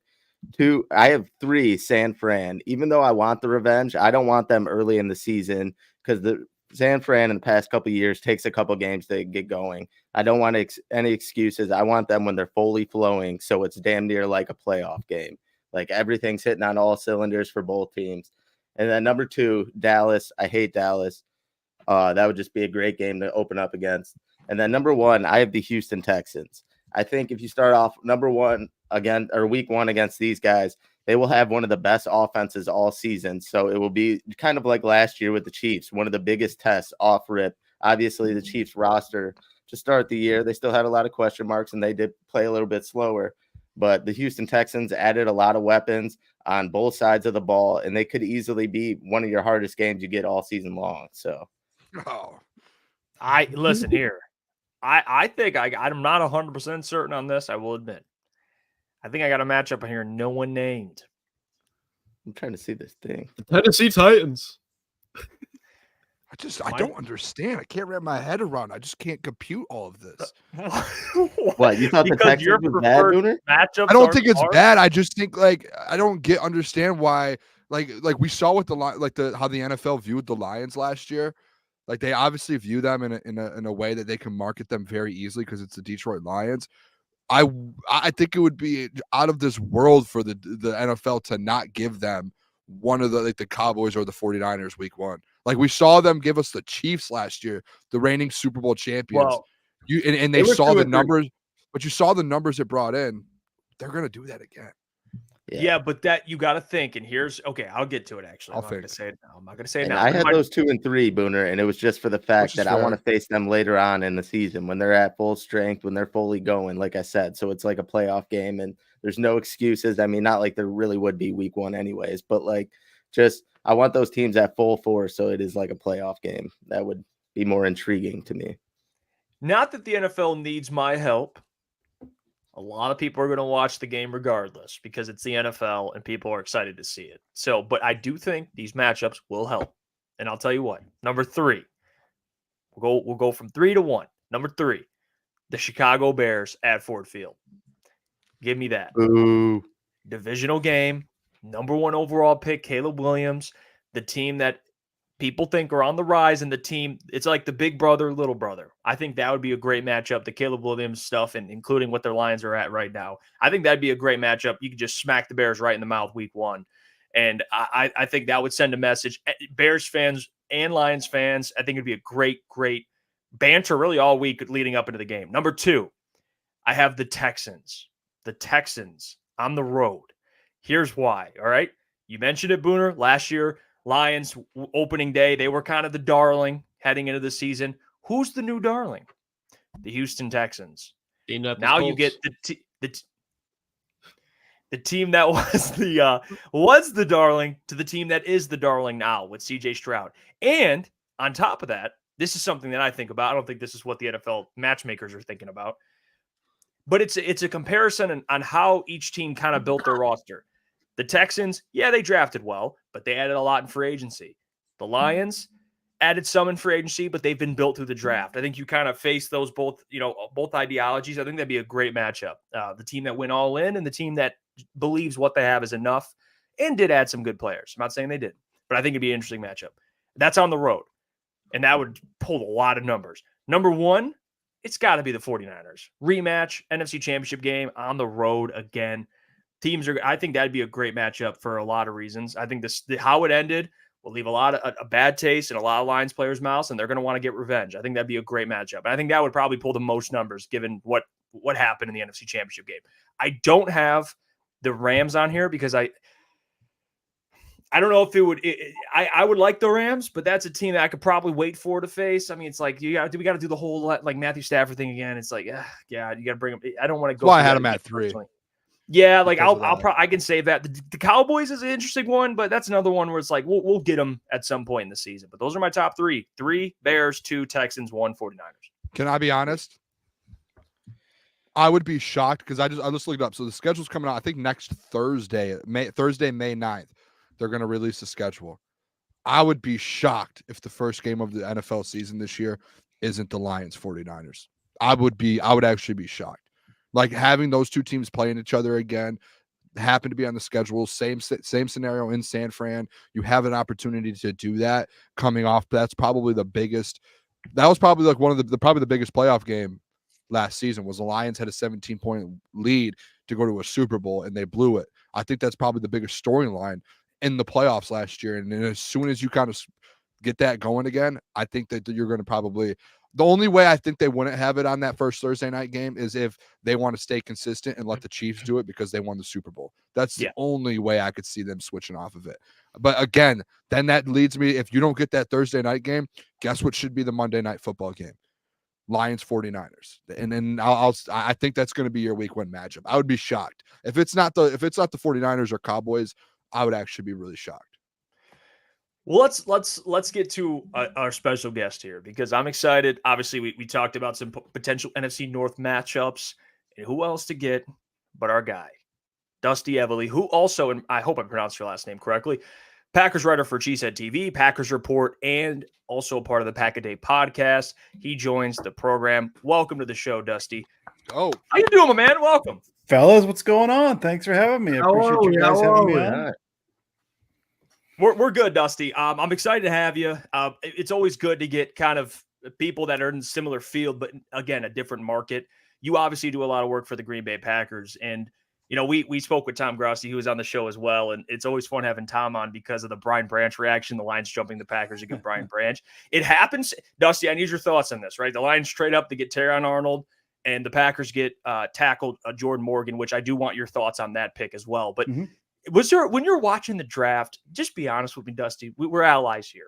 Sure. Was there a part of you that, did you want Terrion Arnold or were you completely okay with what the Packers did there? Ultimately, by the time the draft is over, I have talked myself into every single person the Packers have drafted and have said that every other person is garbage and is terrible. But no, Terrion Arnold was my dude. Like that was, if you look at what the Packers are switching to from a defensive standpoint, I think they needed help at cornerback. I don't know if they need a ton of help at cornerback. Like safety was a bigger need, but the way Arnold plays and the way Hafley wants to coach his defense, 1,000%. Like I 100% wanted. And then as soon as he went off the board, like, okay, I didn't want him anyway. I want him. But no, that was 100% my dude. I absolutely wanted Terrion. We do the same stuff, Dusty. We do the same stuff. Every single time. Yeah, we're all guilty. Dusty, I want to ask you this too, just kind of being in the NFC North, we love talking with other people around the division because it's interesting to hear thoughts on the Lions and different teams. We went over on our show yesterday some kind of execs that didn't put their name out there talking about Brad Holmes. Want to get kind of your kind of feeling over there in Green Bay in regards to how you guys feel about Brad Holmes as a GM here in the NFC North and kind of the way that's shaping with him constantly, trading up, trading back, doing all these moves and adding the roster that he has. Just what are your thoughts on that and kind of how the executives around the NFL have been talking about him? I mean, I don't think just personally, because I get into the film stuff, but I tie in fairly closely to analytics stuff as well. He he does not run that team in the smartest way. I mean, you look at like what just taking like the British Columbia kid or whatever this year, like that's a like that is a bad move in the 4th round. That is a bad move, and maybe that works out well. I mean, overall, I like how they're building the roster. I mean, they go up, they like the guys they like, right? I mean, they should not have drafted a linebacker and a running back in the 1st round last year. Like, I'll stand on the table for that. If those players are good, that's fine. You're pushing the papers over the table almost here. I love this. No, I love it. Hey. We said we wanted the truth from the division. On the division, we're getting the truth. That's all I'm saying. I mean, listen, they've got a good team. They're building their team a very specific way. Like, there's, I guess, a certain type of player they want. And I think especially like Terrion Arnold and Ennis Rakestraw both like are the you look at those guys when they drafted them, like, oh, they're going to fit right in. Like those guys are dogs. Like, they want a certain type of guy on defense. They want a certain type of guy on offense. They're going, speed with some of the offensive stuff, obviously with Gibbs and stuff last year. So some of this stuff has worked out. I don't know, man. I saw Jack Campbell last year. It's like, that's a bad move. The British Columbia guy, like, that's one of those things like process and results, right? Like, it's possible the British Columbia guy works out. It's possible Jack Campbell turns into a halfway decent linebacker. That's bad process to do that still. Like, more often than not, you're not going to hit on those. There's more valuable spots there. But the one thing I will say I really love about him, I'm not a GM. I'll never be a GM. I think he runs the team the way he wants to run it. And if he's right, that dude talks. Like, just absolutely. And I 100% love it. Like, everyone says, don't do these things. And then those things hit. And he's like, okay, who's talking now? I love the attitude. Like, run the team the way you want to run it. And listen, you're allowed to talk as long as you're hitting on that stuff. So just talk your talk. I absolutely love that about him. Love it. Yeah, and Dusty, obviously, Jordan Love took a huge step last year, and going into year 2, you kind of think Jordan Love and Jared Goff, as of now, are probably the 2 best quarterbacks in the NFC North. How much better do you think Jordan Love can get going into next year? I mean, I think we've seen at the end of the year, I think is I mean, he can get better than that. I think a little more consistent footwork wise. I think still one of the things that he really struggled with early in the year was kind of knowing when to throw the ball away. And he got better with that. Kind of, if he sat behind Rodgers, that's the one thing he should have learned is like, right. I'm allowed to throw the ball away. I can do this.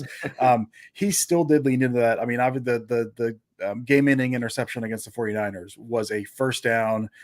I'm throwing late to the middle of the field, 30 yards down the field, throw the ball away. Like, take what you can. And so I think there's areas like that he can, and I think he has said as much as well. He can get better there. I think he can get a little more consistent. His quick game, his accuracy on quick game, especially some of the quick out stuff, it just is not there.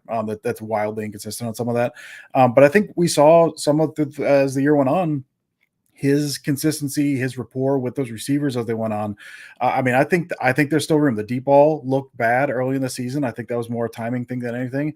So I think he can get better. But really, I mean, what we saw against the Bears week 18, and then we saw against the Cowboys. Like, listen, if that's his ceiling, I'm 1000% here for. Like, that's still a top 10 QB. But I think his talent, I think what he showed, his command of the offense, I think there is still room to get better.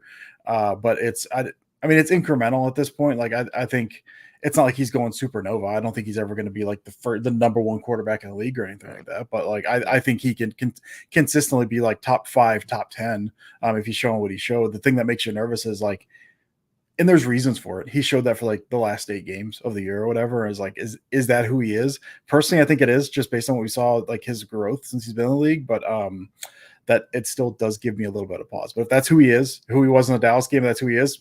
Sign me up, man. I'm here. Dusty, what about Goff? What are your thoughts on Goff? Just in terms of, because it's funny because we have this conversation with people here in the chat. It's always Jordan Love, Jared Goff, 2 best quarterbacks in the division. Where are you at with just an outside perspective? Because it is refreshing to hear someone that's not obviously a Lions fan. But what do you think about Goff so far? He's Drew Bledsoe. I mean, he's Drew Bledsoe. He's a statue. And listen, there's like one of the most embarrassing moments for the Packers last year. Goff ran for like 12 yards on him. And I was like, no, like dude can't move. But he's got a gun. He's smart when he's protected. I mean, that's what you want. I say Drew Bledsoe. That's a little older. He's a less mobile Kirk Cousins. If things are perfect around him and they set up, listen, man, like that offense that I like to look at a bunch of different offenses, like schematically across the league, what they're doing. That Lions offense is so much fun to watch. The running game is a blast. What they're doing, the passing game is so much fun. They've got talent around him. So if he's got talent, like he's good. The problem with him, I remember the first year Joe Barry was the defensive coach. I was at that game. It was the Packers Lions, was the Packers home opener. And I'm sorry, Joe Barry's gone. And Goff was lighting up the first half. And the rumor was LaFleur basically like held Barry up against the wall in the locker room, was like, blitz him. Blitz him. And then he didn't do anything the second half. And so like if you can get in his face, you can get a little bit of pressure on him, make him uncomfortable, make things less than perfect. I mean, yeah, you can absolutely beat him up, and then he will start making mistakes. But you give him a clean pocket, which the Lions can do. He operates well. Now, if I was a Lions fan, I'd be nervous about giving him $45 million a year as this extension kind of creeps closer. But I think he's a perfectly fine quarterback. He is a good winning quarterback, provided he's got everything around him. Right? He's got a good line and at least one or two good weapons, and Lions have that.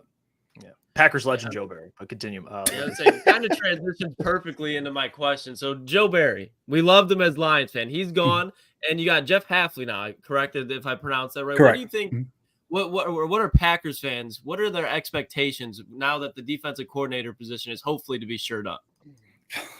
Like sky high. Like, listen, all it is like, can the defense be competent?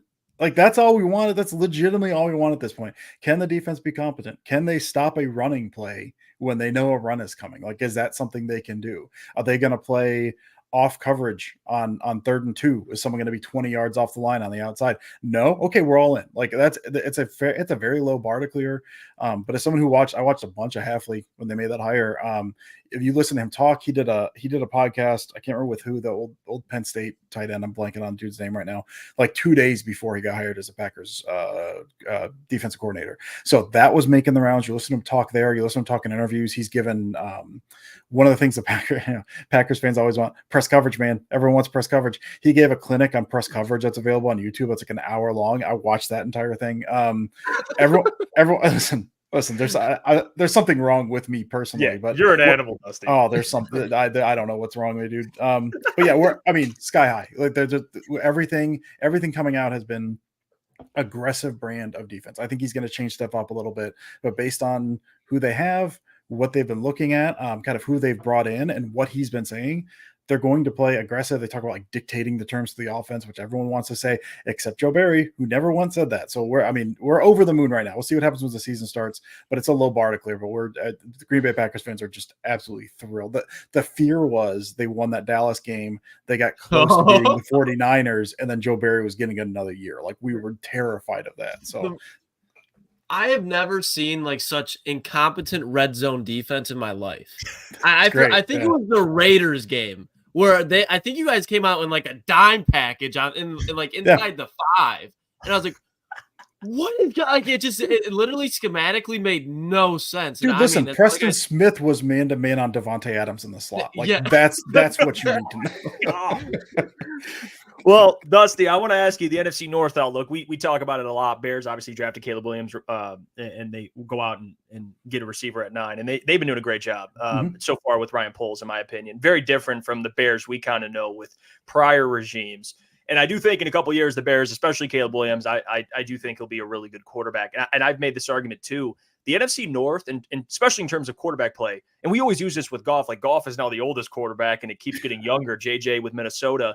What's your thoughts on where the NFC North is going? Because, Dusty, I do believe that the NFC North will be, maybe not this year, but the next couple of years, one of the toughest divisions in the NFL. Yeah, it's looking good. I every time I start to think like, well, maybe the Bears know what they're doing. They draft a punter in the 4th round. It's like, well, maybe they don't know 100% what they're doing. You know, I mean, I love Caleb. I love like Rome Odunze. I think like that 1-2 pairing. I love for them, not for me. I love that they didn't overthink it. I mean, they could have traded out of 9, but I like that they paired Caleb and Rome, who were palling around a whole bunch the week leading up to the draft. So I think it's going to be good. But yeah, I mean, this has been for a very long time. It was the Packers and everyone else. And then you had for about a year or two, like the Vikings seemed like the clear team with the Packers as kind of kind of sneaky, and then the Lions kind of coming up when the past few years, and then the Bears just kind of whatever. But I mean, the way everything is going, I'm looking at the draft now. I think the Lions, like you said, Lions are still.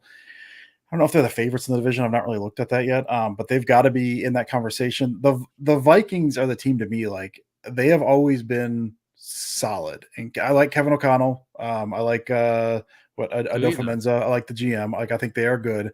But man, they're stuck between this weird rebuild and contention. And I will say the biggest laugh I got out of the draft was JJ McCarthy, trading up for JJ McCarthy. I do not like JJ McCarthy. I'm going to enjoy playing against JJ McCarthy. I think I'm very excited about that. But yeah, it is. I mean, this was a fairly bad division for a while. I think all these teams could make some noise.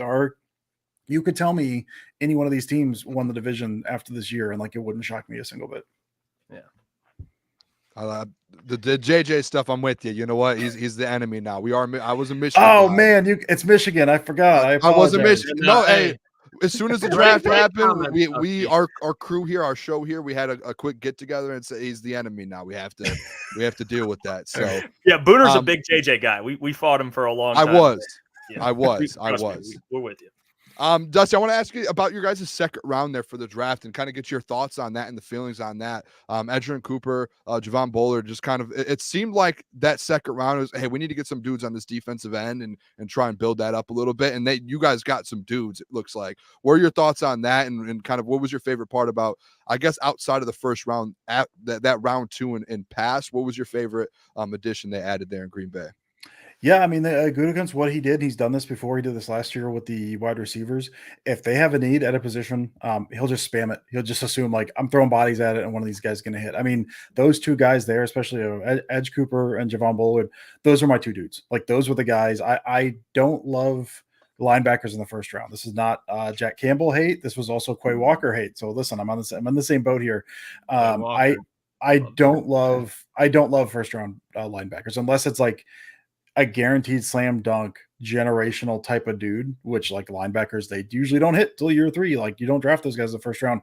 But as far as what the Packers need in this defense, what the Packers already have, which they didn't have safeties. Like, coming in, they signed Xavier McKinney and free agency. They didn't have safeties. They were going to start Anthony Johnson Jr. as, like, their second safety, who was a 7th round dude out of Florida last year.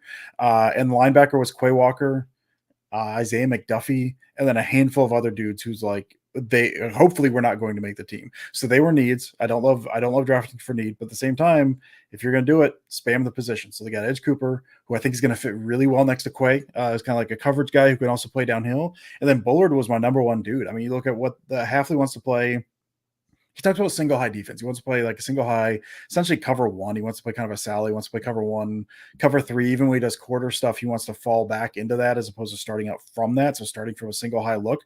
And if you have McKinney as your single high, Bullard is a dude who can fall down the slot. You can mix him up on the back if you want to play quarters, or if you want to bring McKinney down, put Bullard back for a snap. He can range out in the back in the backfield there as well. He can also play box safety. So Bullard, I think, for what they were looking for, is a perfect skill set. And so both of those guys, like Bullard was, I was driving back. I watched the draft with my brothers. And I was driving back with my youngest brother after day 1.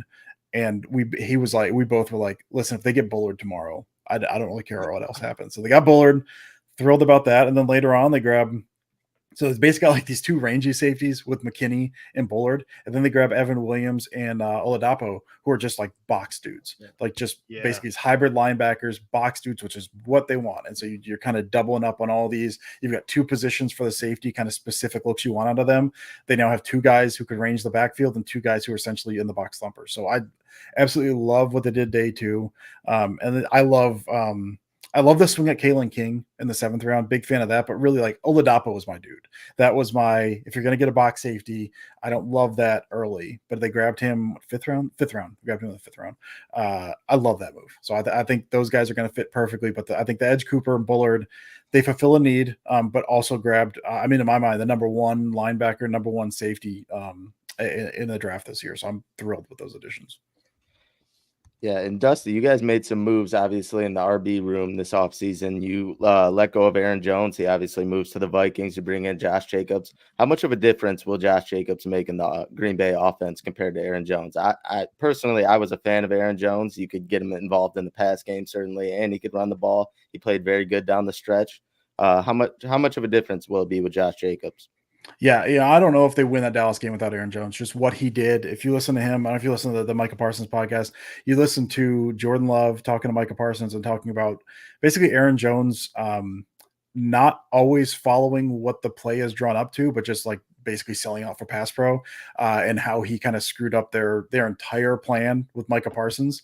Like I don't know if they win that game, or they probably win that game, but they probably don't win that game as handily as they do without Aaron Jones. So he's a big part of this offense. I mean, I think one of the things you get is a couple things. One of them is durability.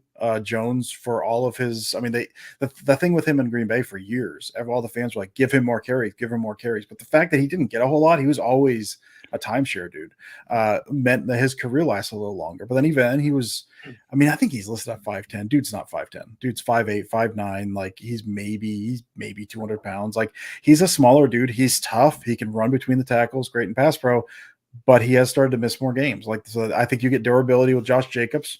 You get a little more speed. Jones still like slippery back, quick through the hole, but never had that top end speed. He was like at his best, like a 4.5, 4.6 guy, something like that. Jacobs gives you a little more of the breakaway speed. Also kind of a bigger runner, kind of more of a thumper with that speed. Mm-hmm. So I think if you look at what they did, I think from the passing game, Josh Jacobs, this is a wild stat to me, has never caught a touchdown pass in the NFL, does not have a single receiving touchdown in the NFL, but most of his receptions come downfield. In the past 2 years, I think Aaron Jones had 2 targets past the line of scrimmage, something like that. And he is a good receiver, but he just hadn't been used that way. So I think probably a little bit more downfield passing out of the backfield with that. And then they picked up Marshawn Lloyd. I'm curious to see how that plays out as well as kind of the other guy with, I assume Dylan, they brought Dylan back on a super cheap deal. So he's probably RB3, I would imagine. But yeah, I think Jacobs gives you, I mean, another leader in the room. Who's the captain with the Raiders. I think everyone with the Raiders hated to see him go, but you just get a little more speed, you get a little more durability, and you got 4 or 5 years younger. I'm really excited to see what they do. They've been trying to move for a while into more of a gap scheme running attack. They've been wide zone for so long, and Jones is a very good zone runner. And I think Jacobs and Lloyd, I think, are both better gap scheme runner. Dylan, you can throw in there as well. So I think this may mark a change in kind of how they attack on the ground as well. So it's sad to see Jones go. He was like one of my all-time favorite Packers. Great running back, a ton of fun. By all accounts, like a genuinely very, very good dude. Like it was always one of the highly voted guy. Who's always the Walter Payton Man of the Year nominee, stuff like that. So we're gonna miss him. But I'm excited about this running back room. Yeah, Dustin, staying on the offensive side of the ball, a guy that I kind of talk about sometimes and I get a little scoffs is Bo Melton. I think right now he's the wide receiver 4. But when I watch Packers games, especially the back end of the seasons, I'm like, who the fuck is that guy? Because Christian Watson, I like him. Romeo Doubs, I like him. Jaden Reed, I really like. But when I watch Bo Melton, that's who scares me, because with his frame, with his intangibles, if he hits, that's 4 wide receivers, and I think he has the highest ceiling. What are Packers fans, or where is he going to rank as this wide receiver? Where is this wide receiver depth chart going to rank as a whole?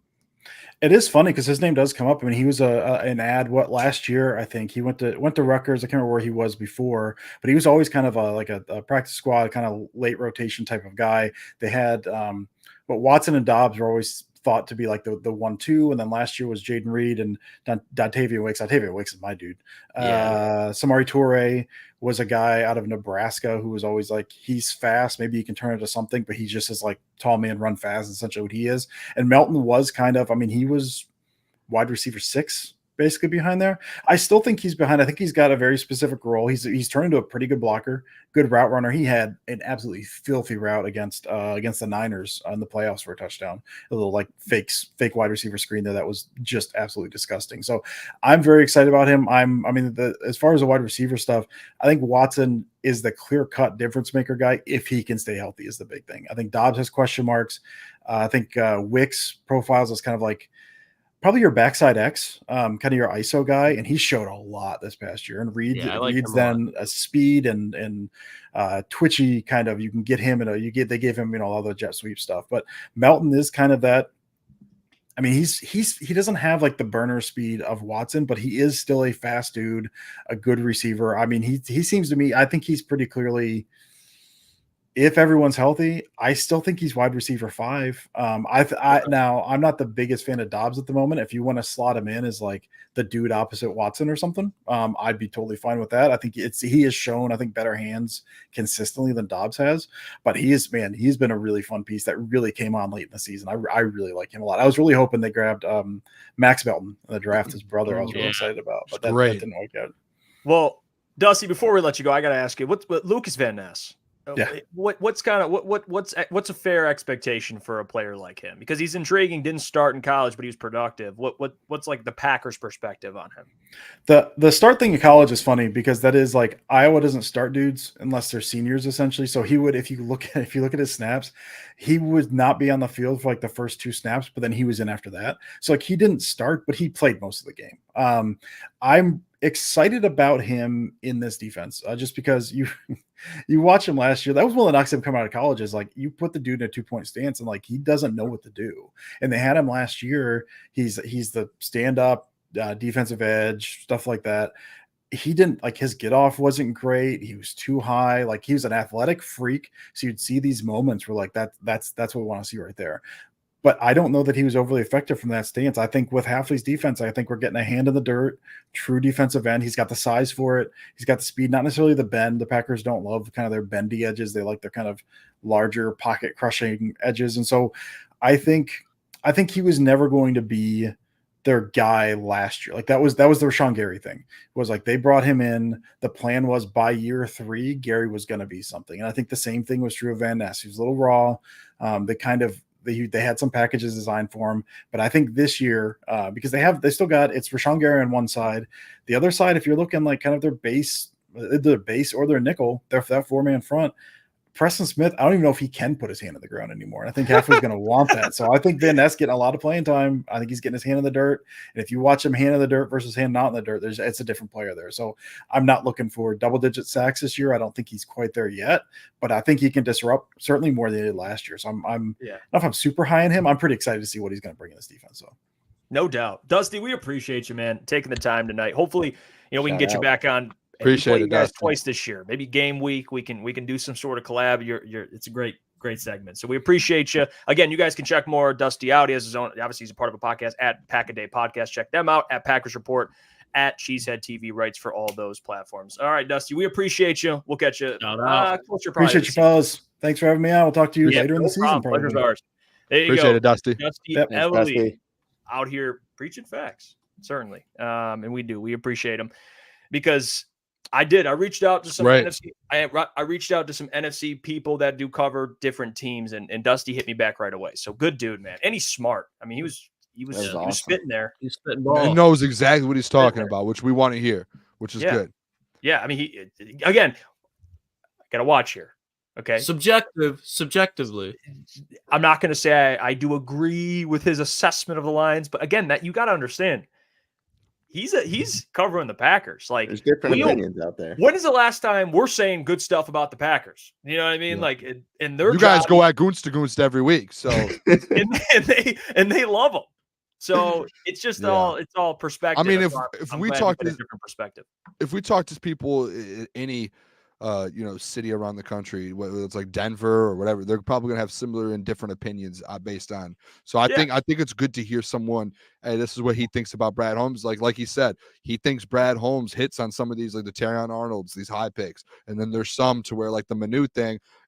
Those are the ones to where people from the outside looking in are like, whoa, what was that? And that was, I think, the exec that said that. That's what I said yesterday with the executives. The only fair thing I think that was said in that whole list was literally that he gave up a third, fourth for Manu, someone who might not start in the future. So when you are in the outside looking in, it might seem a little crazy. So I do get that. By the way, too, the chat is just a bunch of FTPs, and as well, Klotzy, everyone's asking the question. All of a sudden, your internet works when we talk Packers. Apparently my Wi-Fi, my hotspot decides to work. I can't help it. Go figure, though. I'm happy it worked for the guests. Packers and some hearts. No, the Packers are my least favorite fucking team in the world. I know. That's why I think this is great. It's just how it is. We're Lions fans. We're Lions. We cover the Lions, but in heart, we're Lions fans. So, if I went I hate the Bears more than I hate the Packers. I don't know why. FTB. No, bro, the Packers been whooping our ass up until 2 years ago, religiously. Yeah, I know. I remember staying up as a little kid for that Thursday night game, and just Aaron Rodgers off one back foot, think after just a clear bogus call that extended the game, and Devin Taylor, who was like 6'7" defensive end, couldn't get over Richard Rodgers for that Hail Mary, and I just remember that I couldn't sleep that night. I've never had a hatred for a team more than after that moment. Fuck the Bears. What have the Bears ever done, though? Family friendly. Come on, Gentry. And their fan base. And Jake Cutler hate them. Yeah, I would say I'd probably say the Packers. If we're talking who I hate the most, it's probably the Packers. It just is. I mean, even Revive Graphics. Like, shout out Roman. Roman's like a ghost. He's like, you see him pop in from time to time. It's like, I love that man. Pops up out of nowhere too, just out of nowhere. He's always supporting the fellas. He cooked us, man. He was in the lab. He was in the lab today. Cooked us up some stuff. You're hurting Jeff's feelings. Yeah, I saw the comment in the I was making me laugh. I didn't want to be rude to our guest there, but someone was like, they get a Bears writer on, talk about Caleb. Jeff's gonna cream. I'm like, all right, relax. All right, what are we doing here? Come on. Jeff just tells us before the show, hey guys, no one's asking questions. I'm gonna ask all Caleb Williams questions. That's all we're talking about. I did reach out. To be fair, I did reach out to all NFC North writers, and Dusty hit me back. So again, great guy, man. Appreciate him for joining. Andrew says, "Great show tonight, guys. Great hearing from Dusty. Lions are still going to be kings of the NFC, but the Packers are getting better." See, look at Andrew. Appreciate you, Andrew. Yeah, that was funny though. That comment about the Bears writer. I cannot let the guy know when he joins the show that I do like Caleb, because then he's gonna see a weakness and exploit it immediately. I'll let him know. I'm gonna let him know instantly. It's not even a weakness. It's more like a fetish at this point. No, it's not. No, it's not. He's gonna be like, "Oh, you like Caleb? Well, one of these days he's gonna show up, nails painted, like a crazy outfit on. Jeff, what are you doing over there? Yeah, are you all good?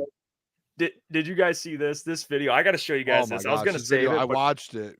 Funny video, dude. It's funny as hell. It is about Caleb. Is it Caleb Williams?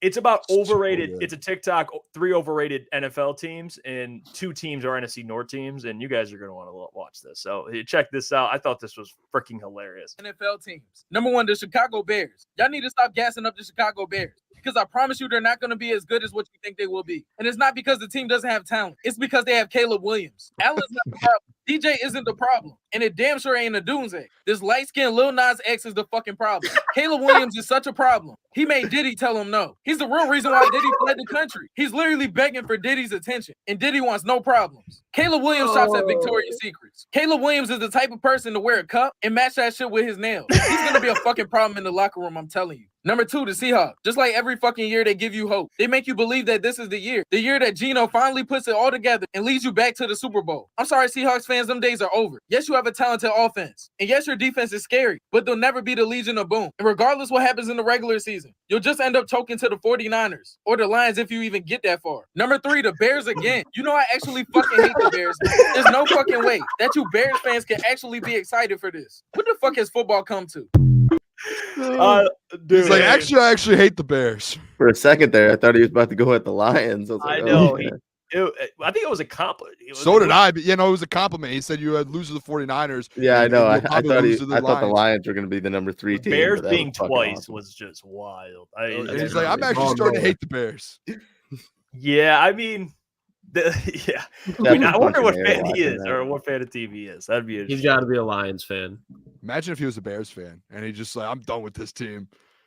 Yeah, it's fair. I mean, the Caleb, it's fair. It's fair. It's his opinion. Apollo says there's a TikTok of Bears fans saying he hates when Caleb Williams says "da Bears." You see that at the press conference when he leaned over and he's like "da Bears, da Bears." The most like, ooh, it makes it. He makes it hard. I'm not gonna lie. Makes it hard. Man. Yeah, I bet he does. I bet he does. I bet he does, Jeff. To defend. I told you guys I started. I slowly during draft week, I started being like, I might be a Caleb Williams guy. It's because he did a video with my little brother sketch. So I was like, oh, I might be a Caleb Williams fan. And now they like the day after, I was like, no, this guy sucks, dude. This guy sucks. I would have been disappointed. I bet it was a sketch thing. Got me with sketch. I bet the Indianapolis Colts have more wins than the Chicago Bears do this year. So do I. I'll make that bet every day too, Klotzy. I'm all in with you on that one. I bet Anthony Richardson wins the playoff game before Caleb Williams. I'll make that bet too. I'm with you on that, Klotzy. Keep talking. Let's get another one going. What else are we doing here? I'll take the playoff game. All right, I'll take it with both of us then. I don't know about the wins because that one could go either way. But are you in the AFC? What's up, brother? I'll take it.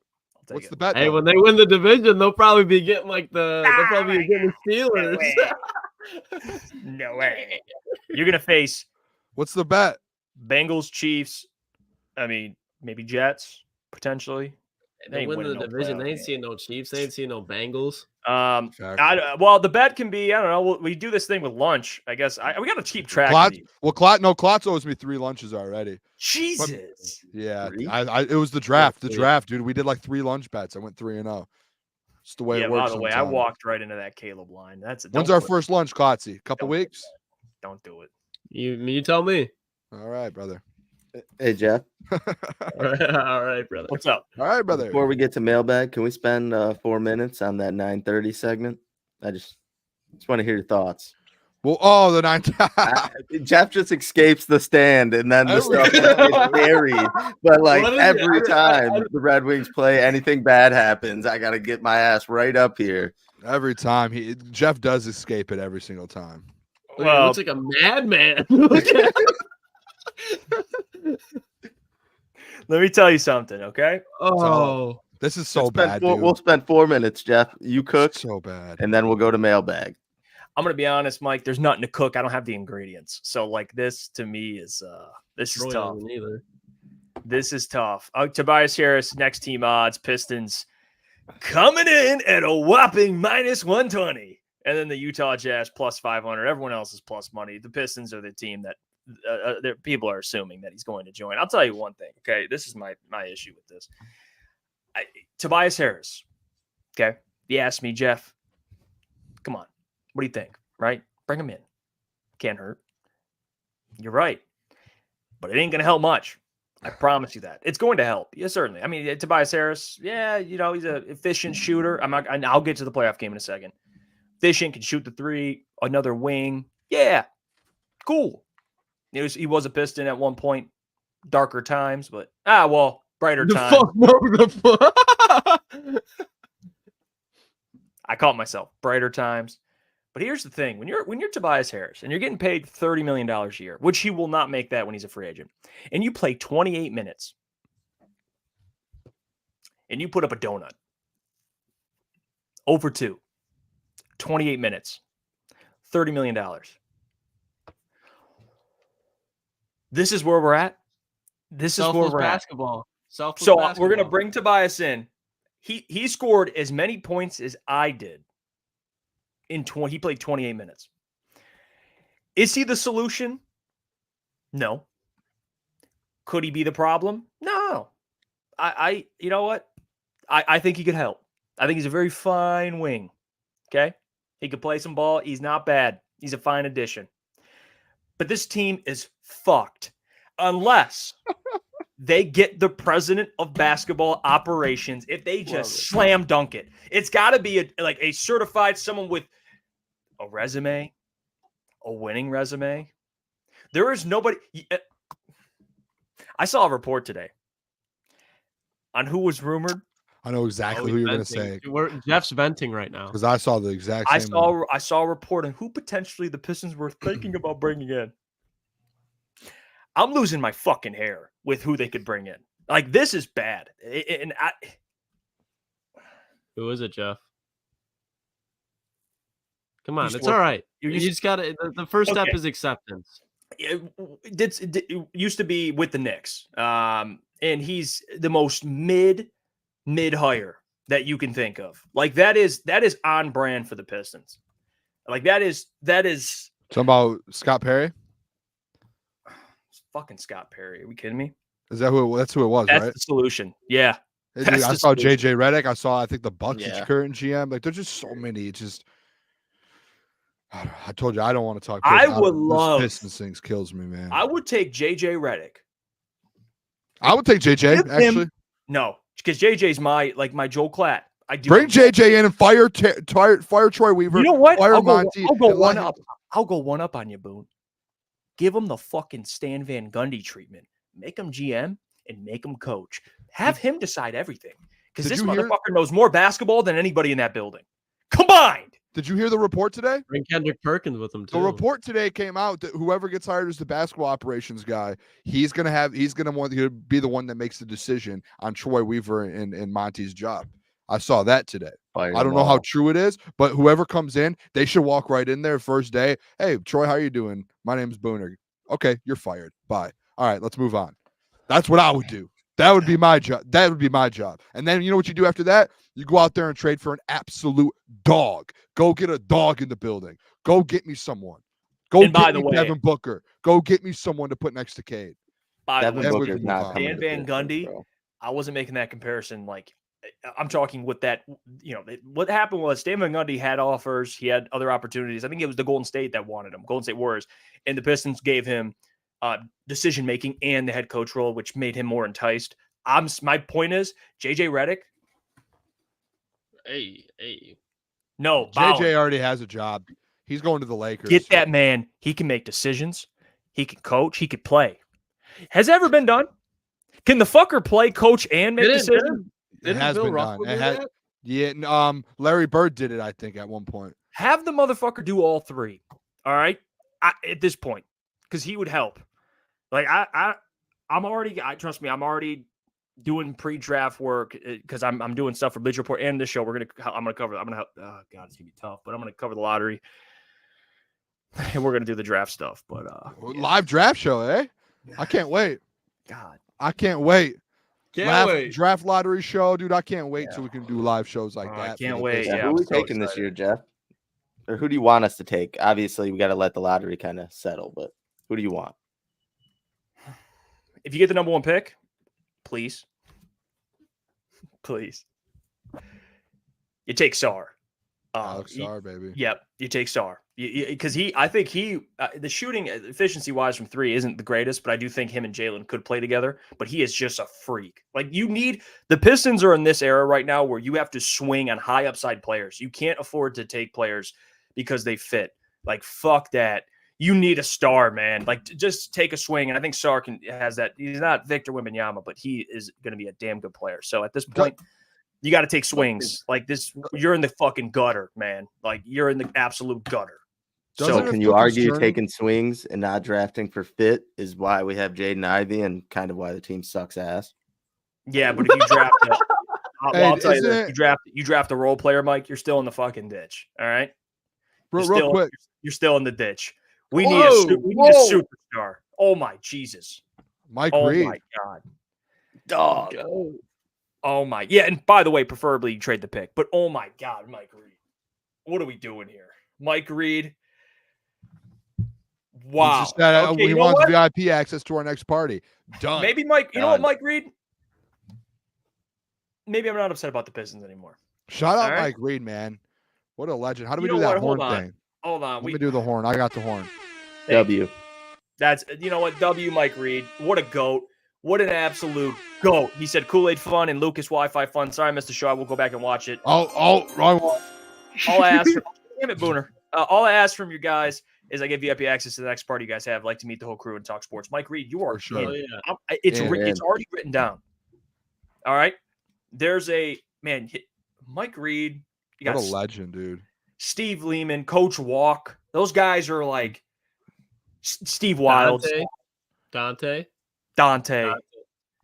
Those guys, man. So and all you guys in the chat, but in terms of just supporters. And our guy Roman. Yeah, Roman. Yeah, he is Roman. Hey, I don't want to. Before I forget, though. Jesus. Before I forget, just I know the big donation there. I just want to throw this out there with the Pistons before I move on. Isn't it really concerning, guys, that you potentially could have the number 1 overall pick when there's not like a one overall, like there's not a one dude where you're like, oh, that's it, to where you probably should be evaluating top 5 players right now to see who you like and who you want. And you don't have a director of operations right now that you're looking for.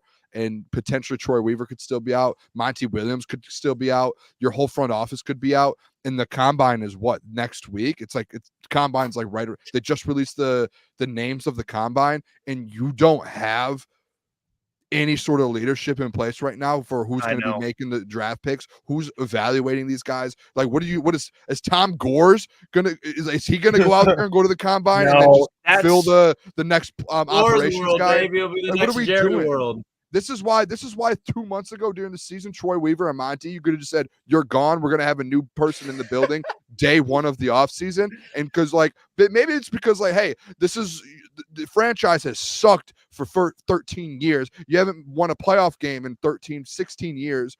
Oh, you know what? Hey, while we're trying to rebuild and do this draft process, let's fire people and let's move on from people. And let's not even bring a new guy in quick enough when the combine's right around the corner. It's unbelievable. Tom Gore sucks. Trade the team.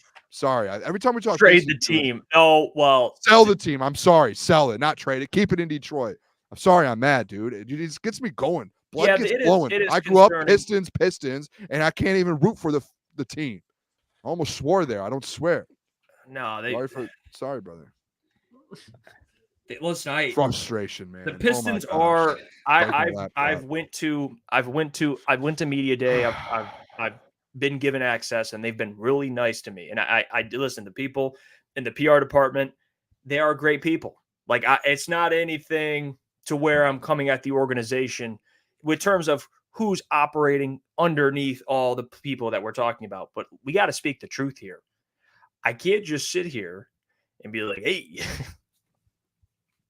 Everything's all sunshine and rainbows. Like, no, it's shit, and I'm sure they know it too. So it's when they start winning games, we'll gas them up. We'll give them all the coverage they need and deserve, and it would be a mutual relationship. But as of right now, there's no Booner pass for the Pistons. It's absolutely garbage. I love I love Cade. I'm standing on that. Love Cade. I feel bad. I do for him. Something's got to be done. Preferably Boone. They trade the pick, but again. I mean, anything. Do you know what? Don't even just trade the pick. Trade some of the players. Go get some dudes. I saw Brandon Ingram. I saw Julius Randle. I saw, Devin Booker wants to stay in Phoenix. I don't care if he wants to stay in Phoenix. Go out. Do something, dude. Make some big-time moves. Put Cade in a position to win, man. Hey, Booner's Quit messing around. Shout out Booner's bold. Yeah, $5. The Pistons had to walk to let the Lions run. That's fair. Also, shout out to Papa. They're not even walking. They're crawling. That team's crawling. Don't got a pass either. Yeah, they're not even crawling. Coming to this dog shit franchise. Just need to put that to rest. You're gonna have Gentry is like an evil tone with the Pistons. Like it's like that. He's not even like laughing at everything they've done in the past like goddamn 10, 12 years. Been disgraceful. Gets me too longer than that. I don't even know why I said that. Like it's been horrible. 16 years. Haven't won a playoff game in 16 years. Yeah, team's ass. This douchebag's been barking me for years. All right, so that dude. Partially, hey, family friendly show. Come on, brother. Partially, it is deserved. Partially, look at that, Mike. See, he looks friendly. Looks like a good guy. Look at him, just jolly, just a jolly fella. What he's got. All right, let's do mailbag.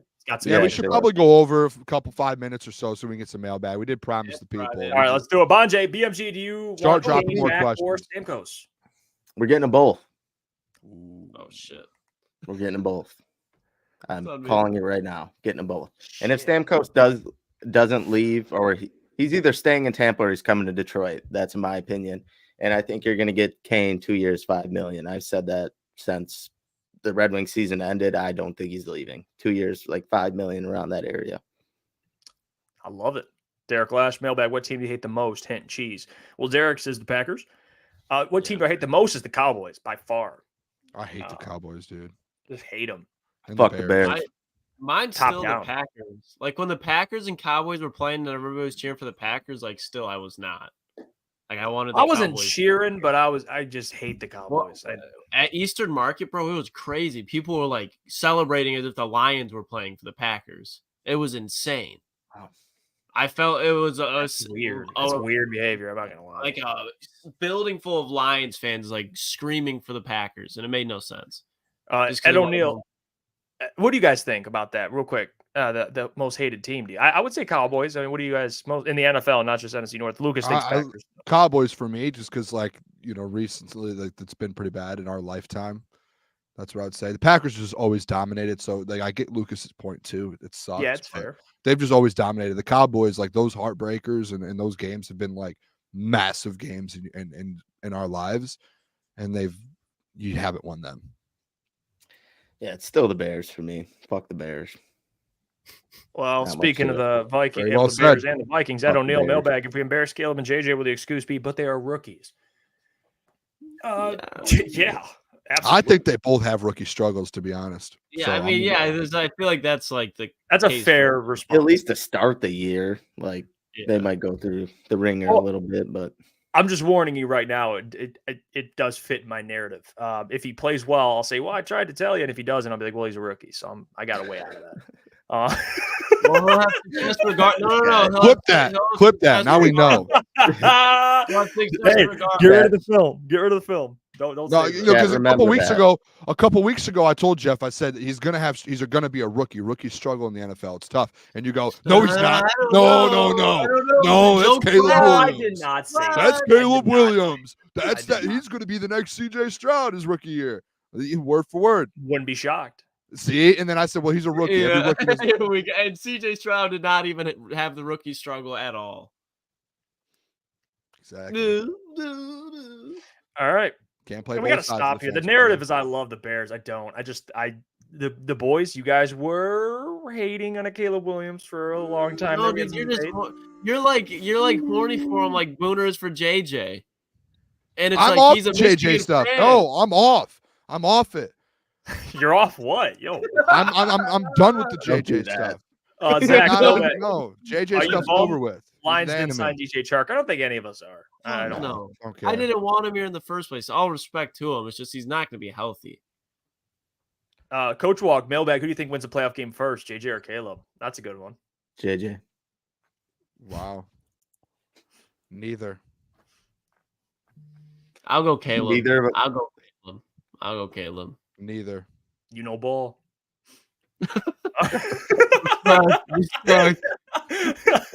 He said neither. How does that work? They don't win a playoff game their whole career. Yeah, then they end up getting benched. They're done. Sorry. Lions beat them. Both are busts. All right. Narrative fits my narrative. Lions are the best. No, actually, I would probably go JJ, and I think too. Klotz, I'm surprised you actually didn't pick JJ with Kevin O'Connell. I don't think Matt Eberflus is good enough. It's more so I don't think their defense has it in them. I think when you look at the Bears defense, they got it. The Vikings defense, yeah. That's fair. I think JJ with Kevin O'Connell, I would rather bet Kevin O'Connell to win a playoff game over Matt Eberflus. If they both got there, I know Kevin O'Connell already lost one. He'll win one with Flus. I think he'll get fired. Flus. He should have been fired last year. And then here comes Mike Vrabel, probably. Ooh, I love that, Klotzy. Klotzy, you're talking to me. Not the Bears. Speaking my language. No, my biggest fear, I said this last year when we were talking about coaches going places when we were at the last place we were at.